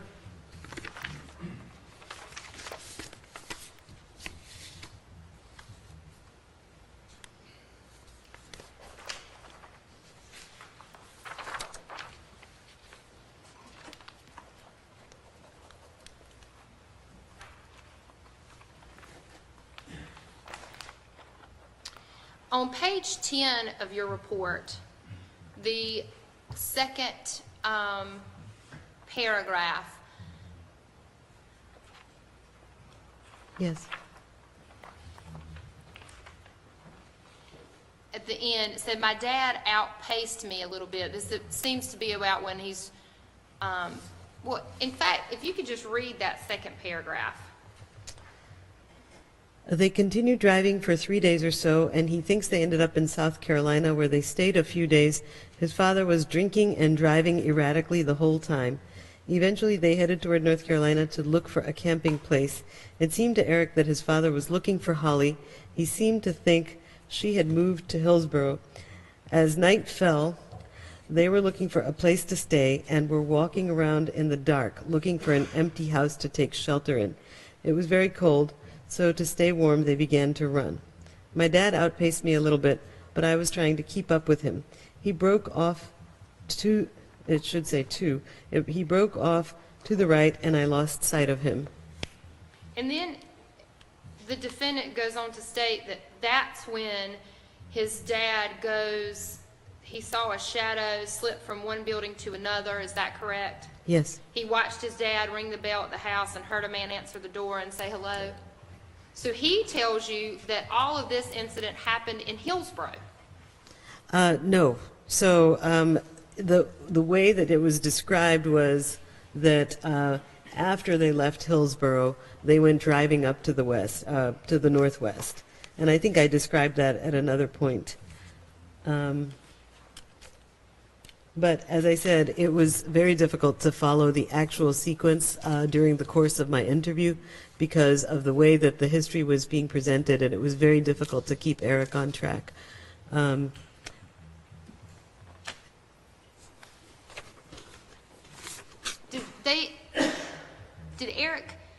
Did the defendant mention anything in here where he and his dad had gone up to a convenience store up above the house where they where the Faulkners lived?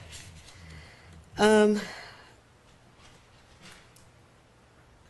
don't have it in my report, but he did mention to me that he was sort of having that there was a time when the car stopped at a convenience store and that he was wondering if people were watching them or, but it was, like I said, it was very disjointed and it was very difficult for me to put together the sequence of events based on the way that I received that history. And as he's giving you this very disjointed history of events, you're not confronting him with these statements that he's given to law enforcement. I'm trying to get the information as much as I can. And he indicates to you that they go, what does he indicate to you, or do you put in your report that they stop at several convenience stores in Virginia after this happens? No, I don't have that in my report. Did you review those records that were given to you by, in your review of this case? That there were videotapes of stops and that people had witnessed the stops, yes. Did you confront him with that information? No, I didn't.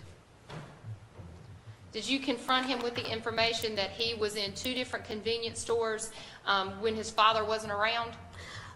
Yes, I didn't confront him with that information, but he did describe for me his thinking during those stops, during the times that after the incident, how he was feeling. And as I had mentioned earlier, it's important, the way that it seems very clear to me is that there were very graphic, horrifying things that he saw.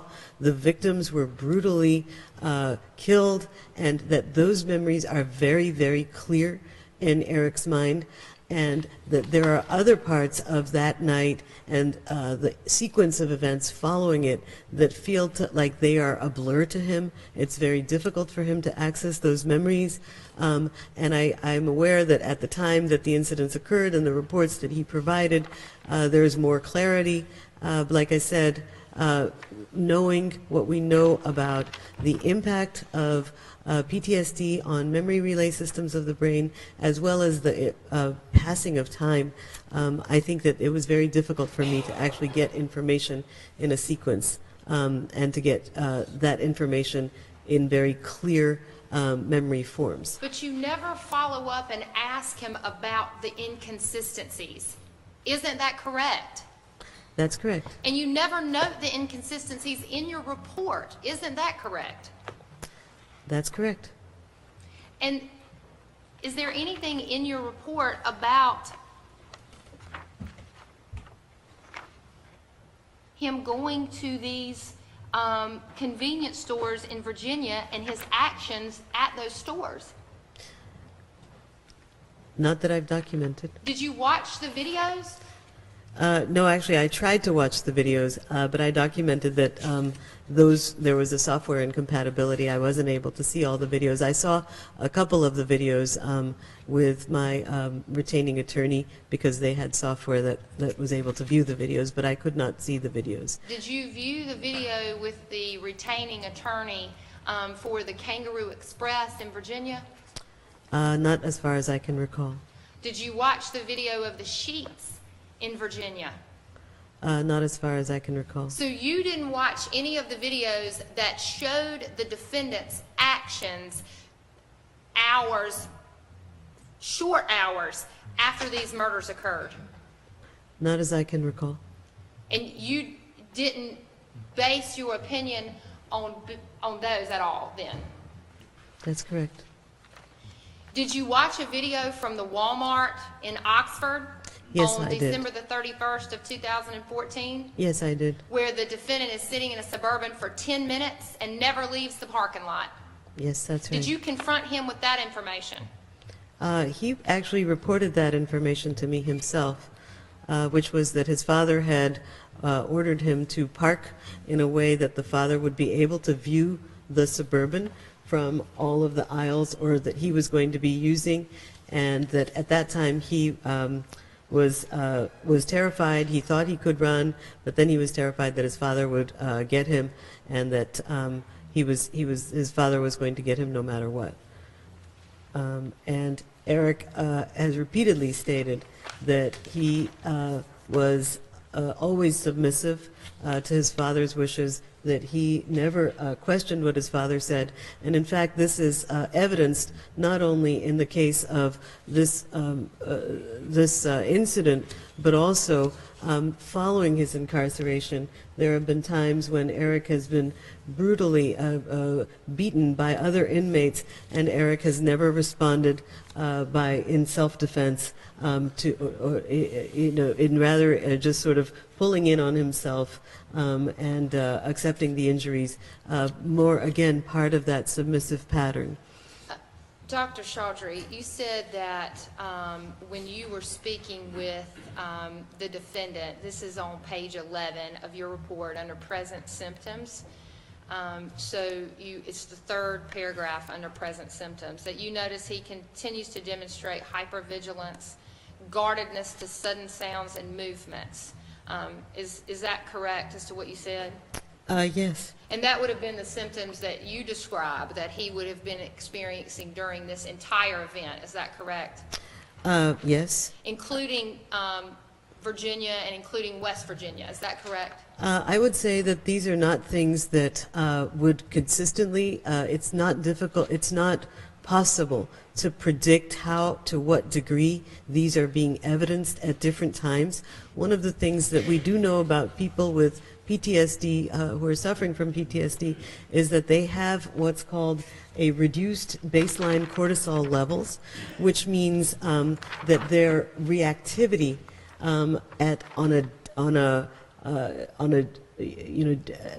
when functioning on daily acts like driving a car, going in and out of a gas station, that kind of reactivity is reduced compared with normal people.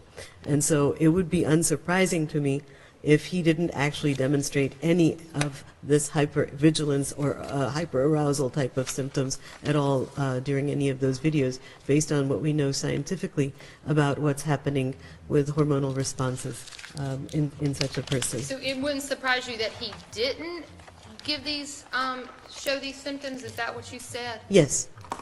And you said that there were other symptoms of post-traumatic stress disorder.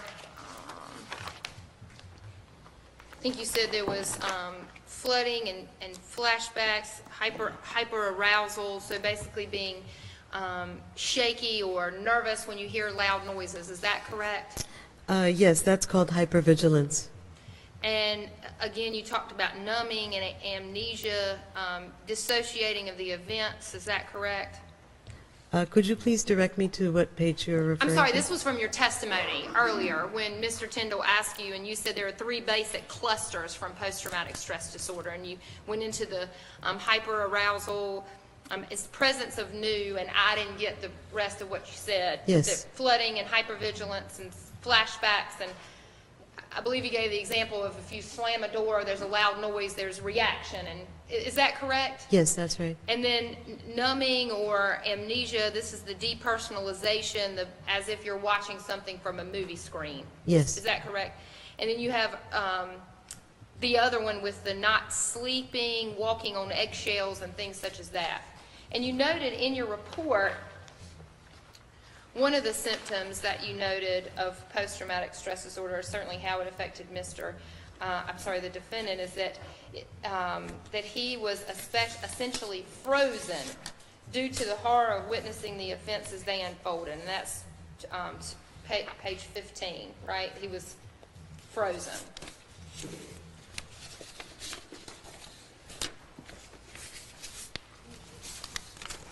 Page 15 of your report is the second paragraph before the words conclusion and opinion.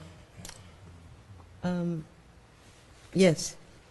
And did you ask him about the fact that he packed up an entire house full of goods and belongings to the Faulkners after this event happened?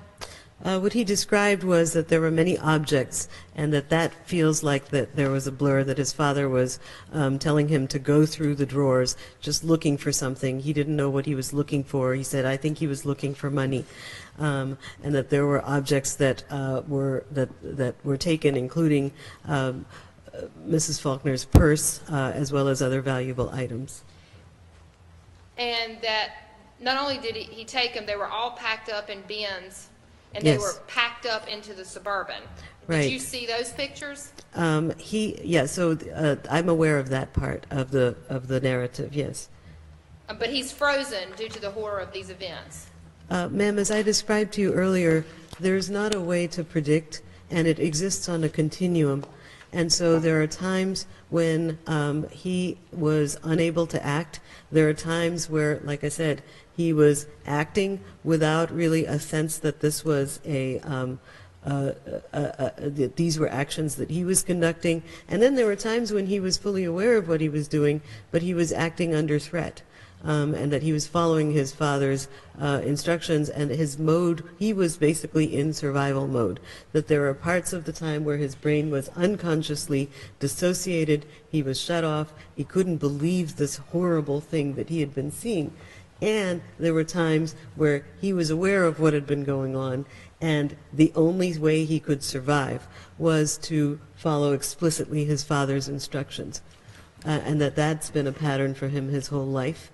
And that has occurred even since he's been in jail, when he's being beaten up by other inmates. Is it fair to say standing beside your father when he has a gun and he starts shooting it at people would be a traumatic event? Yes. And have you seen the video from the traffic stop in West Virginia? Yes. And you see the defendant take off running. Yes. And not run to the Suburban that he had been driving. Is that correct? Do you see the defendant take off running to the red truck in which the bodies of the Faulkners are in? Right. That is an example of extremely poor judgment. And in fact, watching that video is an example of what we call the fight, flight, or freeze response. So it is very clear in that video, it is very evident in that video that anybody whose brain would be functioning accurately with normal relay functioning, who was exercising any sort of reasonable judgment, would not immediately run away the way that he did, and would not immediately jump into a car that actually contains evidence of a horrific, gory crime and that actually contains stolen items. So that's a perfect example of what one would call a flight response for somebody who just hears a gunshot and just bolts. Or on the contrary, is the perfect example of someone who knows exactly what they're doing. Isn't that correct? One would say possibly, but I don't think so. That they're effectuating an escape.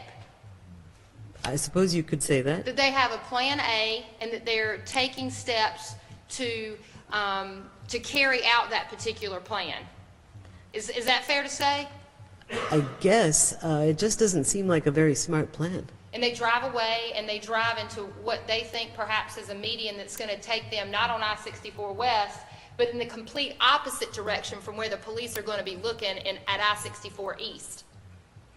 Did you confront the defendant with that information? No, I did not.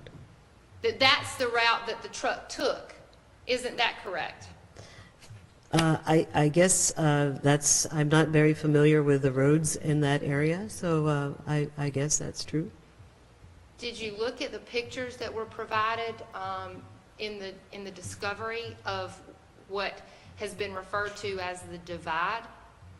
I can't recall that I did. So you didn't look at the way that the Faulkner's truck was found in West Virginia? I can't recall that I did. If you saw it, you would know what you had seen, I'm sure. So you didn't confront the defendant with any of this information that you found that you knew from West Virginia? I don't believe I knew that piece of information. You didn't have the discovery from West Virginia? I might have had it, but I don't recall looking at it. And yes, I don't recall confronting the defendant with that. So when the defendant gave you his version of events, on page 11, above present symptoms, in West Virginia, Eric was pulled over by police officers because of the stolen license plates on the Suburban. Do you see that? Let me just find that, please. It's the second paragraph on page 11. Yes, I see it. And I'll continue. It says, Ed got out of the truck and began shooting at police officers. Eric says he began to run into the woods behind the highway. You don't mention here that he gets into the truck and drives away. Isn't that correct? That's right. And he stopped and sat on a rock, and he realized he was carrying a purse that belonged to the female victim and had scattered the contents as he ran. Is that what you wrote there? That's what I wrote, yes. And so you didn't confront him with the information that the purse was buried under a log and leaves? Actually, I think he reported that to me. Do you report that in your report? Well, it's not in my report. I think it might be in my notes. But yes, it's not in my report. And so did you confront him with the characterization of he scattered the contents as he ran? No, I didn't. And he said, I just remember sitting there holding the gun to my head and feeling a sense of shame and failure. And after some time had passed, the sun began to set, and Eric walked down the slope to the highway to turn himself into police. Is that what you wrote there? Yes, that's a summary of the narrative I was given. So the narrative you were given from whom? From Eric Campbell. And does he say anything to you in here about burying the gun? No, he didn't say that to me. Did you confront him with that information? No, I did not.